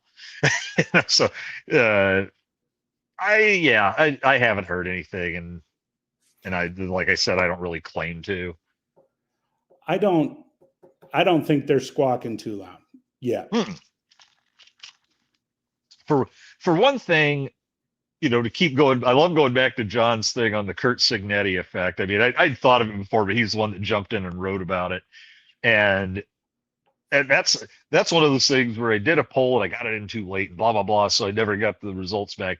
But I said, does the Signetti effect have the heat turned up on Rule more, even though, granted we didn't get to the 10 wins we were promised, but are we being a little too hard on him because he's done something that hadn't happened since Pelini, 3 increasingly better seasons in a row, and 2 winning seasons in a row for that matter hadn't happened since Pelini. And there's still people blow it up, I'm like, and I'm even, is that even happening without Signetti turning around Indiana like that? And then I look at SEC, I think, was it like, did 3 or 4 SEC teams hire like, mid-major conferences like the type James Madison's in, hire their coaches from there, because by God, I'll find my Signetti too. And I don't think the boosters are really laying that kind of pressure in yet. Would be my guess. Yeah, I agree with you. I don't think Yeah. it's there yet. Oh, gee. I don't know what we were talking, but yeah, I know who we're talking about. Sadly, Riley was the top of Howdy Doodie's list of coaches. Yeah, that was one where I actually, it's really about the only time that I don't want to say said, obviously I said it a lot, but that I loudly exclaimed "fuck" at work when because I was sitting at my computer working, being a mortgage underwriter, working on a loan, and all of a sudden it came across new coach Mike Riley, and I'm like, I know who that is. Fucking like, and then somebody came walking around. Everything okay, Andy? I was like, yeah, I just got some bad news, which wasn't a lie. But only time I cussed. Let's see. Yeah, that little bit of Riley abuse in there. I still love Coach Smiley because he ain't our coach no more. Thing is, though, Mike Riley, it's like, fine with your sprinkles and gold stars, no one, just everybody do what they want thing. If I thought I couldn't dislike the guy anymore in game 1 as a hire, in game 1 at BYU, we're just cruising when we start, remember? And then at the half, BYU comes storming back, and here's Mike Riley, hands on knees, just like this. I'm like, body language of a friggin' loser. And not to sound like angry booster guy, but like studied body language as a coach. And it means something. And you actually try to tell your players, hey, if the other team's, on a run, scoring, this is in hockey, keep your shoulders up, don't complain. Other teams see that, they go for the throat. It's blood in the water. If they see you with your head hanging, gesturing and fighting with your teammates and coaches and stuff, and so they can see that, and they know that's go for the throat time. And I've never really seen a coach do that, like, except the very end of the game when there's nothing else to do, like the hand face in the hands. You just don't see that in the middle of the game. All you see is fight, fight, fight, fight. Even if you're 40 points down, you're not just, there's some stuff you just may not be able to hide at that point. But this is a game that's just been like tied. And there's Riley just acting, like his dog just got shot or his mom died. And I'm like, this is what you do when they just catch up. My God. Yeah. Anyway, let's see. What else we got here? Yeah, here we go. This is interesting. You were getting a little rule abuse in here, so I'm just picking one. Interesting how the Penn State assistant coaches outcoached Matt Rule, and the players wanted to win so much more than the Nebraska players. Nebraska had 2 weeks off, figure out how to get to figure out how to get pounded. Yeah, they. You know what? Too is that was the one where I thought again our play calling, and you got to put it on the players too, and execution inside the 10 went to shit again. And this was one time where I disagreed with Holgerson a little because he goes, "Hey, 3 times we had like a 3rd and 1 on that drive, and we gained like 58 yards on those 3 plays. One of them was like the 50-yard Emmett run, but it's a different beast when there's just 1 yard to go, or because they had 3rd and goal on the 2, 4th and goal on the 1. Then it's like they can't really just pack it all. They can't pack it all right there on 3rd and 2. There's too much field to play with. You'll figure that one out. But on the 1, it's like just we're beyond the days I think where most teams are going to go, hey, load it up and get one every single time. You'll see them do that, or a lot of times then break into something. They could bootleg that quarterback, hit that little tight end after he fakes a block and slides down the line.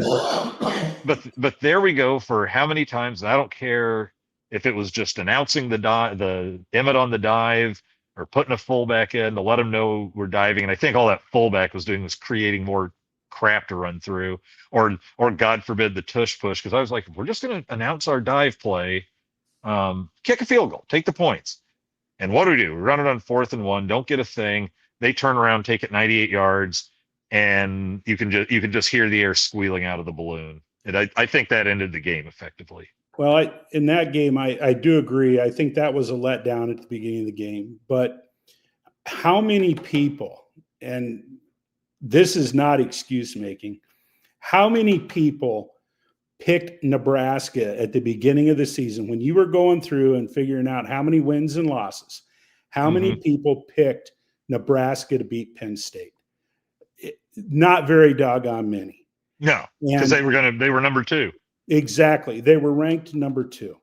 And yes, they did not play up to their potential. Yes, they fired their head coach, but they have a very experienced veteran football team full of athletes, full of ballers that finally got their shit together, and they kicked Nebraska's ass. It was men playing against boys. Yeah. And I say that literally because when you look at who on Nebraska's team on either side of the ball could have started for Penn State. I'm not even putting Emmett up there with that tandem of running backs. Yeah, the way Singletary ran this year, I'd put him over Singletary. He averaged like 3.5 yards per carry. with a comparable line. Yeah, no, I agree with you. But that, I am not surprised at all that Penn State kicked the snot out of us. I'm not. Yeah. I am surprised that Iowa did. I'm very disgusted and disturbed by that.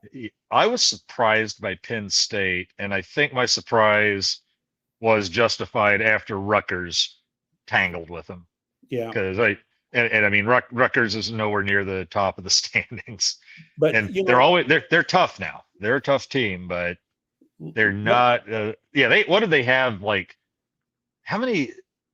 Didn't they have some ridiculous amount of yards? And they've got a cruddy offense. So that was. I mean, those are both games where, sorry, TJ's better than Dylan, people, but I think Dylan could make either of those games a lot closer because TJ had 55 yards passing at halftime of Penn State. So that, they let him throw a lot of, I think he ended up like 21 of 37 for like 170 yards, but that most of those were a lot of short passing at garbage time.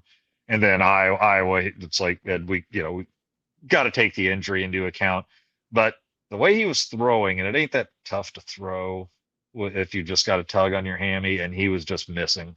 And I think Iowa's defense plus some cruddy weather will affect that. But that's Those are things where I feel like, hey, Dylan played in whatever that 10-degree game last year, and outside of the fumble, had a pretty good game. Because that, yeah, we doubled up that. This is what was most disturbing to me is last year we double up Iowa on yardage, like 364 to I think it was like 170 something. So we double them up in yards, hold them to like 165 yards of offense, something like that. And then they come in this year and double their yardage on us. And I'm like, that's not evolving your defense. Because they're, everybody's going, yeah, but they score so many more points. Yeah, but their offense was still 120th in the country in yardage per game.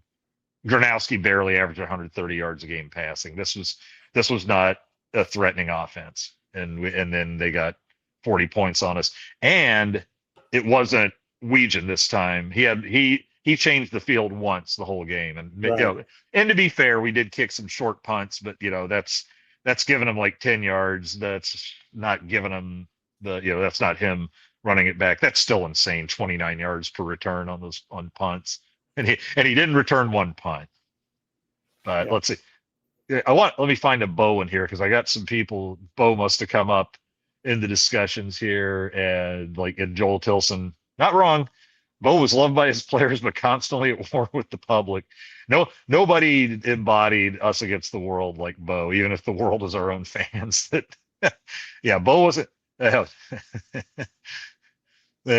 wait, or was it earlier? That was led in somewhere else. There you go. Pit Snipe. If Bo could have controlled his mouth and not called the AD, then he would have had a season or two more of declining results. He wouldn't evolve.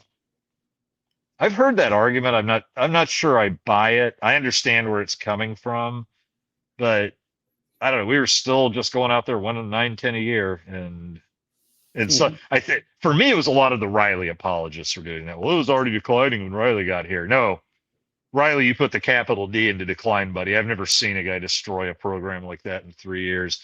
And for anybody that compares his record to Frost's record, I'll tell you this: it's like Frost were losing close games at top 10 teams at the end. I guess, yeah. I mean, I'll take away through his 3-9 season. Frost teams would have beaten Riley's teams, beaten the brakes off him. He made them bigger, stronger, faster again. They could stand up to defensive and offensive lines in the top 10. They weren't getting pushed around, and getting pushed around physically was a Riley hallmark. So, yeah. Let's see. So where did I have the other one? Or yes, I'm not gonna find it. But yeah. Pitt again. It's like Bo. I love Bo, but he was a one-trick pony, and that was the pace OD. It was antiquated by the time he was fired. See, I didn't think it was so much because at that point, he's a head coach, and he was actually, I think, working with Beck a little more on offense, but he was leaving it to Papuchis, and I thought Papuchis was borderline his Cosgrove. That was the guy he kept promoting ahead of his abilities, like grad assistant to linebacker to Power 5 linebacker coach. What? And then Power 5 linebacker coach after 2 years to defensive coordinator, like he's a wonder kid or something. And he's another one I put up there with Frank and Pete Carroll, that he makes that Gorman in Aliens when the aliens attack face. Lieutenant Gorman, who's just sitting there sweating bullets, going stammering, and his mouth's hanging open until Ripley rips him out of the seat. That was Pete Carroll in tight games. That is Frank Solch in tight games, just eyes wide, steam shovel, mouth open. And that was John Papuchis. So but Bo has to own that for the hire. But if you're the head coach, you can't be running the D with complete hands-on, and you got to let the guy cook. And if you tell me that it was going to keep declining if he kept him as defensive coordinator, that's a discussion I'd have with you. Jump in anytime. I'm just rolling here. No, my final word on Bo is LSU when he went back there and failed miserably. Yeah. Now, to his credit, that was the COVID year, and I think he had all his starters, or not all his starters, it was all of his defensive backfield. But at one point, he had over half his starters out for several weeks. So I don't really hold the COVID year against him, because that was staff wide. That was like Orgeron's just out there. Orgeron filed for divorce 2 months after he won the national title, and he just started screwing everything that moved, and literally like bringing a different girl to practice like each week, and he just show up and practice the chick, hey baby, check this out, and then take off. And so that one, like that was a full on decline. I don't really hang all of that on Bo. I like listening to Bo be interviewed now because it's fun to listen to him. Like, yeah, you know what? Some of that stuff I did that screwing up. I get it. So I kind of like that introspective Bo. Well, you kind of have one of the like this was like the joke everybody made this week. Like they were the first ones to think of it. Well, defensive coordinator, let's give Bo a call just for the fun. It's like, I love Bo. I think Bo could do a good job. I don't know, but can we get somebody who hadn't been out now for what, 3 years? I don't know. Let me have some guy who's still fresh in the game. Yeah. So and Orgeron would be fun too for a defensive coordinator. Out of coaching for a few years. Not sure I want that. It'd be entertaining. Let's put it that way. Well, I've always maintained there's two parts of the coaching staff where you need a grizzled old veteran and somebody that has been around, that has seen it all, and doesn't give a crap what people think. And one of those is a defensive coordinator, and the other one is the offensive line coach. And we'll see who they bring in. I hope. Well, you know what? He brought in Eckler, so I'm not gonna discount Matt Rule on being able to bring in the right hire to fix what ails us.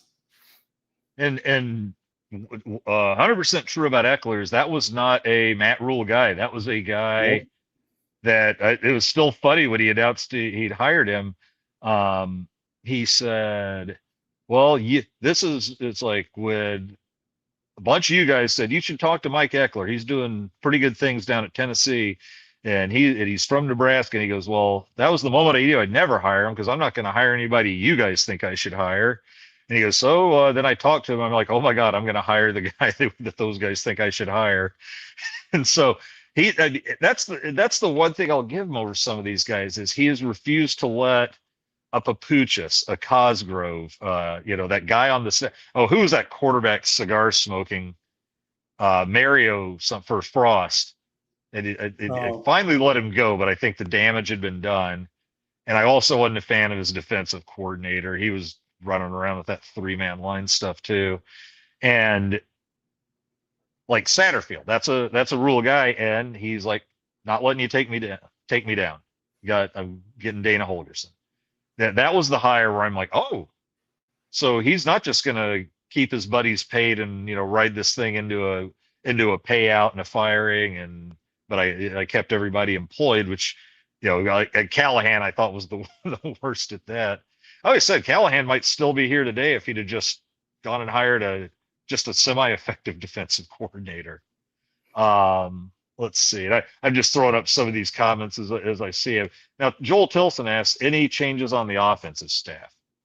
I don't see any right now. And I know Donovan Raiola comes up, but I just have to look, and I've gotten some comeback on this after I told some people disagreed, and I'm like, well, since the Minnesota game, 5 total sacks, and then it was 5 games left. It's like 5 total sacks. You got him run blocking for Emmett, and you got a running back who didn't make it, but Doak Walker discussion, Heisman discussion, All-American discussion, and you're going to fire the offensive line coach after a guy has a season like that is what would seem kind of nuts to me. Now their comeback, and it's fair, is like, but how is it that awful at the start of the year? And I'm like, I don't know. Well, we got Elijah Pritchett. It's his first year playing. So, because he was a big problem to start, but hasn't been with us forever. I mean, by the time the first game rolls around, he's still just been there for a spring and a fall practice. Trying to think, like Justin Evans, I thought the end of the year, Justin Evans was starting to put up the best PFF, the best grades after every game. He got better as it went. I thought Lutovsky and Spindler were kind of the anchors, And then I was wondering what would have happened if Gotcha had gotten to finish out, if he would have shown a little bit of a curve up at the end, because he had a little back step from what was a pretty good freshman year getting thrown into the fire. And I felt like he had a little dip, which wasn't expected. That's why I was like, "Crud, I wonder if he starts showing improvement those last few games." But I just don't think the way they finished, and especially they keep a hobbled TJ from getting sacked once against Iowa, which it's like, okay, we got a quarterback there who one of his big things is his speed. And we remember what Taylor Martinez was like when you took that away from him with his foot, I think it was an ankle injury the first time, then a foot injury the second time. And so I don't know that Donovan, because they're like, and Donovan doesn't develop anybody. I'm like, well, hey, I think he did the last 2 years. Like he took Bryce Benhart off the trash heap and got him to all Big Ten honorable mention, which those first couple of years you wouldn't have dreamed that was going to happen. It just looked like that was a whiff. But they did get off to a pretty sad start in that backpedaling on the tackles, which I first noticed against Michigan. It's like, well, yeah, no wonder they look like they're coming at the quarterback so hard. No one's engaging them until they're 2 yards into the line. They're getting like a free step or two to build up speed. You better scroll down. You've got a paid question a little bit further down there. Oh, I do, don't I? Yeah, I will. Let me get. Thanks for. That's not very bright on my screen. Apologies. Let me get down to that sucker. Let's see. Is it all the way down? Let me just see if I can just hit it. There we go. Oh, damn, Joel. Okay, let's get you up there. Gonna let me. Well, it's showing me what it is. And he was the one who. Let's see. Well, this is a good question. If you tell you what, let's see. Let me just go to the bottom here. Hopefully it's fairly new. Ah, here we go. Okay, Joel, got you up there now. And this is something I've considered, and a friend always wants to bug me to get punched, to go into a press conference and go, ask them why the defensive linemen are so weak. Okay, yeah, I'll word it like that, jackass. But will Rule hire a better strength and conditioning coach? Huskers did. Yeah, this was the thing. Had too many injuries. What are your thoughts on that? No, they won't. Rule. Should they? Probably. Is this a strength and conditioning issue, the injuries? First of all, I think his name's Corey Campbell. Is that right? Yes. I think he and Rule are probably as tight as anybody else on the coaching staff. And, that's not uncommon. Generally speaking, the head coach and strength and conditioning guy are side by side. The defense, what concerns me is that they need to define what they want their players to be and what to look like, because we're talking about needing big bodies up front on the defensive line, but yet 2 years ago they were determined to take some weight off Hutchmacher. Yeah. And so what is the goal here? There's more to building these bodies than pumping the iron. And I don't understand why that's a problem right now to build these guys up with the overall nutrition program. Nobody has a more advanced nutrition program, correct, than what Nebraska has. Absolutely. And, by the same token, I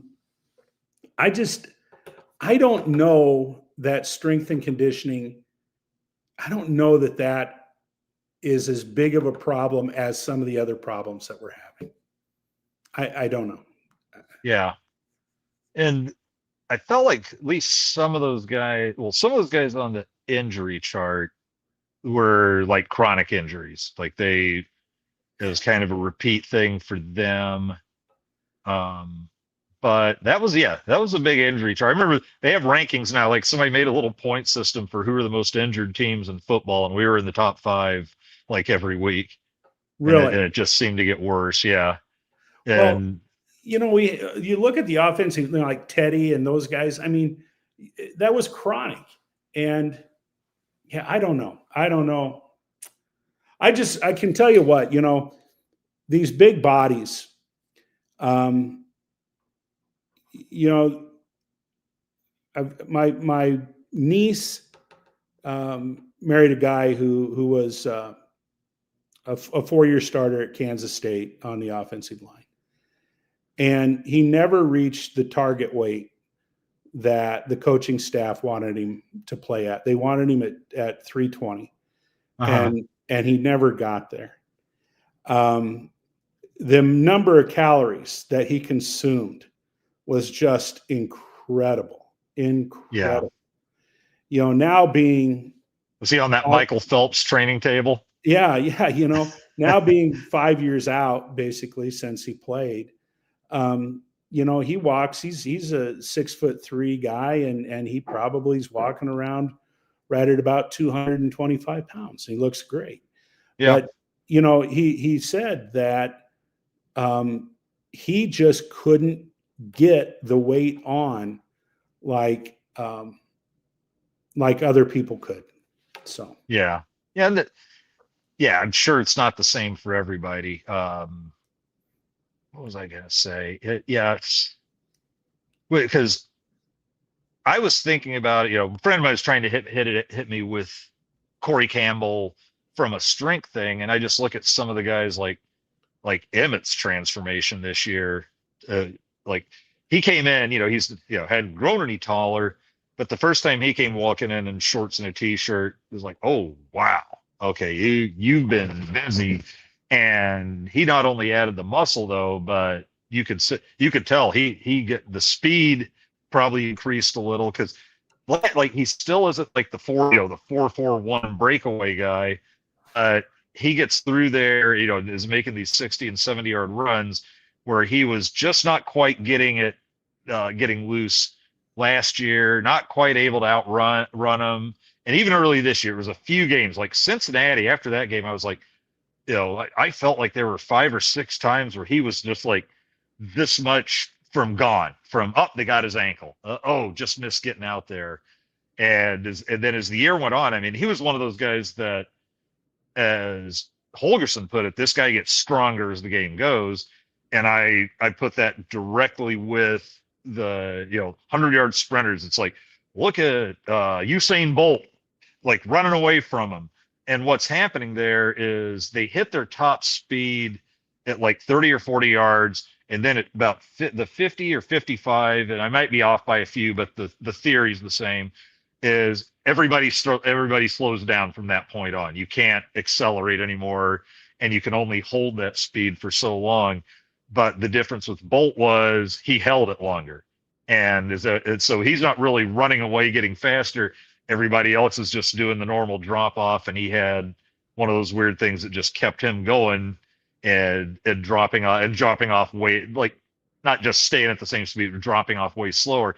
And that's what Emmett does, is he just is able to keep it at that game start, and he's falling off like this, where everybody else is just getting tired like this.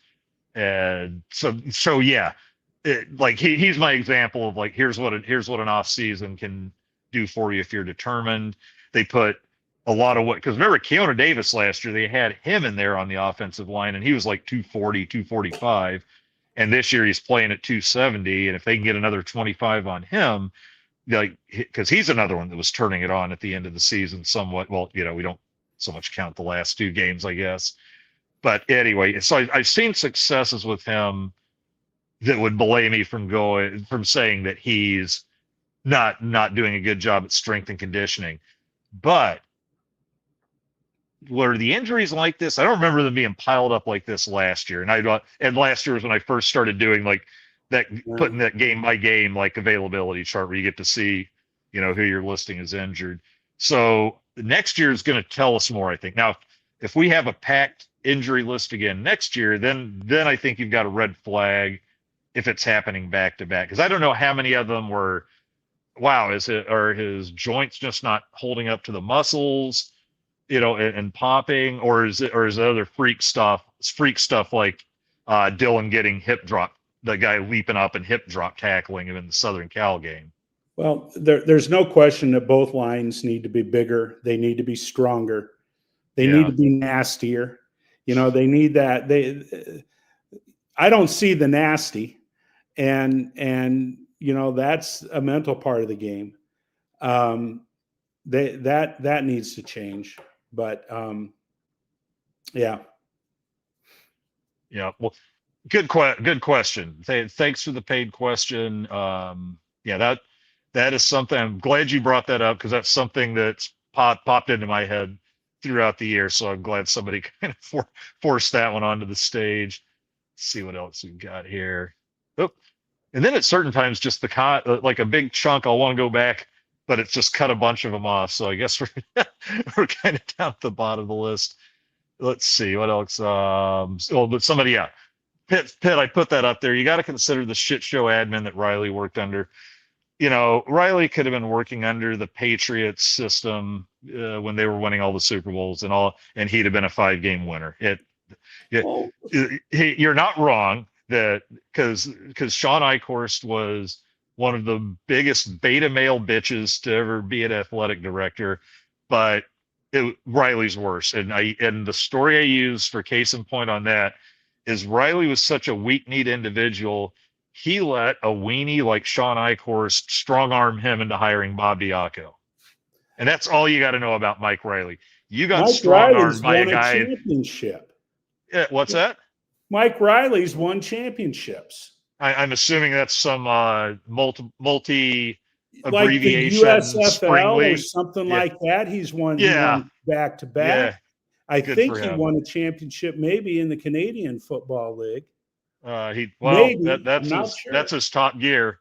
Yeah, his NFL attempt ended up in 1-15, and it was just a stupid hire from the start, because what did we fire Bo for? He can't get over the 9-10 win hump. Sean Eichhorst said, what's a great idea, and he wasn't going to be honest and say, well, I need a guy who's a bigger weenie than me so I don't have to hide under my desk. He said, I'm going to hire a guy who's only been to the hump once, because I think Riley had won 9 games once at Oregon State, and he was already back when we hired him in like the process of like 5 straight losing seasons, and he was just acting like he'd stolen. I mean, for Riley, it was just a windfall.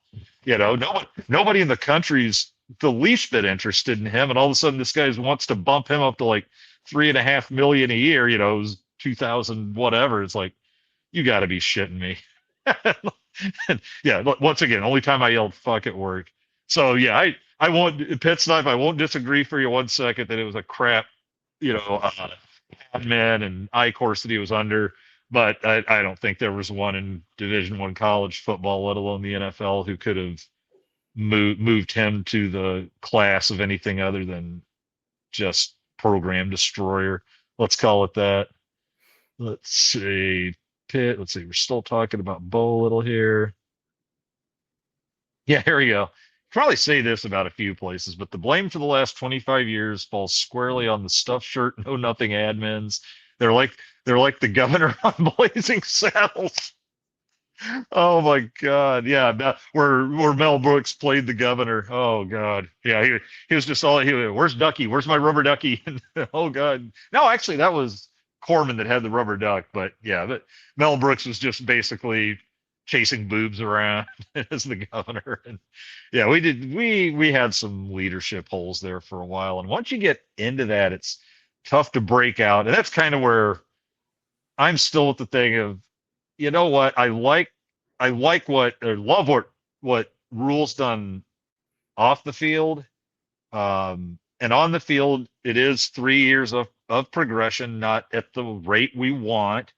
So I'm not sure when we've got, I think, a lot of things in place, and now we finally got, and this year, I felt like here's why we're turning a corner. And I think, these were blowouts, so it didn't change these, but we were 4-2 in 1-score games after Rule had 2 horrible years of 1-score games. We got bowl eligible before November, hadn't happened, haven't won 7 games since, regular season games since I guess Riley's second year where he had that fluff pie schedule and went 10-4 and got blown out by every team with a pulse. And so I'm like, so to me, that's progress. And it's like I feel like we finally got young players who don't see the doom coming in the fourth quarter anymore. Like that, and that was one of my favorite parts of Raiola's game.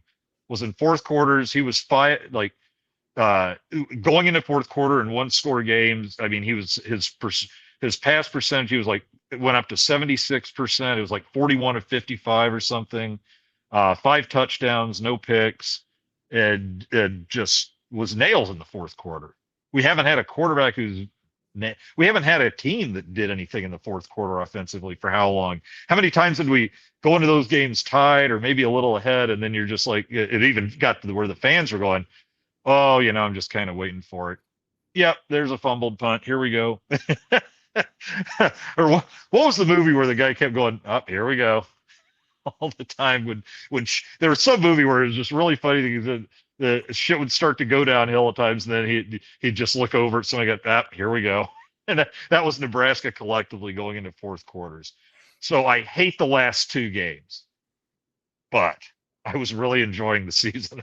I should say up to Raiola's injury, and then UCLA was fun. Then oy vey. It sounds like the wins, not necessarily because we lost to Iowa, because going into that game with everybody kind of expecting to, everybody was still pointing us at the Vegas Bowl, but now they're saying Music City Bowl in Nashville. It's like 6 of 8 places I looked had that, and I didn't look real tight at who we were playing, but like I think Utah was still in there somewhere, which I'm not sure if I want any part of them right now. But that's where it looks like the bowl season might take us, but we have to wait till next weekend for that. Yeah. Let's see. Yeah, shove me out of the way anytime. I think of the weirdest things as we hit the 2-hour mark. Let's see. Oh, this is a funny one. It hadn't been a problem with this stretch, but the only problem we've ever had with strength is sharing our program with every high school in the 80s. Well, Boyd Epley, I was there where they asked him one time about sharing, because he'd always share them with other coaches, college coaches, and he said, "Here's the thing. Yes, I share my stuff. He goes, industry wide, we all kind of do that, but he goes, what I'm sharing with them is stuff from 3 years ago, and we're doing different stuff now."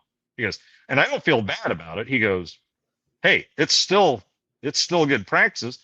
We just found better practices with you, but there's not really a world where I'm going to give you that. And I get to feel that's kind of what Miami did with Charlie McBride. They probably gave him, hey, here's good stuff, and they were probably already changing to different little schemes and sets and all that, but it's still very good, Charlie. Let's see. I would pay good money to find out what Dr. Tom thinks of the current state of the Husker program that he helped build. He's not going to say anything bad. He supports those guys. Matt Rule talks to him. I'm sure he doesn't like it, but he would be one of the first ones to tell you, though, that while it shouldn't be this low this long, that nobody can stay on top forever. He knows how hard it is. Yeah. And you talk about a guy who, this was a guy that was fire Tom Osborne all the time when he was winning 9 and 10 games. He almost went, what was it, 77 or 78, where I think he'd gotten so sick of losing to Oklahoma and catching shit, even though, they're still going to like bowls every year, occasional Orange Bowl, and he's like, yeah, to hell with this. And he was about to take the Colorado job. Yep. Thank God that didn't happen. I don't know. I guess he wouldn't have been kind of running the program they like to run, where they get all their Yahoo idiots whipped into a frenzy and just treating everybody like crap and just ungodly obnoxious. I think that wouldn't have been the kind of program he would grown. So that would have been the only thing, but it's just. I'll tell you what, Andy, I'm going to probably have to check off here. No, sounds good. I've got an I early will. morning, so I just looked up and I realized we were 2:10, and that's longer than I usually go. So I apologize. All right, no worries. everybody, thank you for all of your comments as always. Love the discussion. It's getting so good now that I'm having to work really hard to get even half of them in. Keep commenting. I go and read them after I go off the air, and so I really enjoy what you guys have to say. Todd, thank you very much for being here. We'll drag you on again. You'll have to run up on me at Tigers again sometime. There you go. Yeah, you bet. All right. We always finish it off with the Go Big Red. Love you guys. Thanks for watching. Always thanks for your support. Good night, and we'll see you later.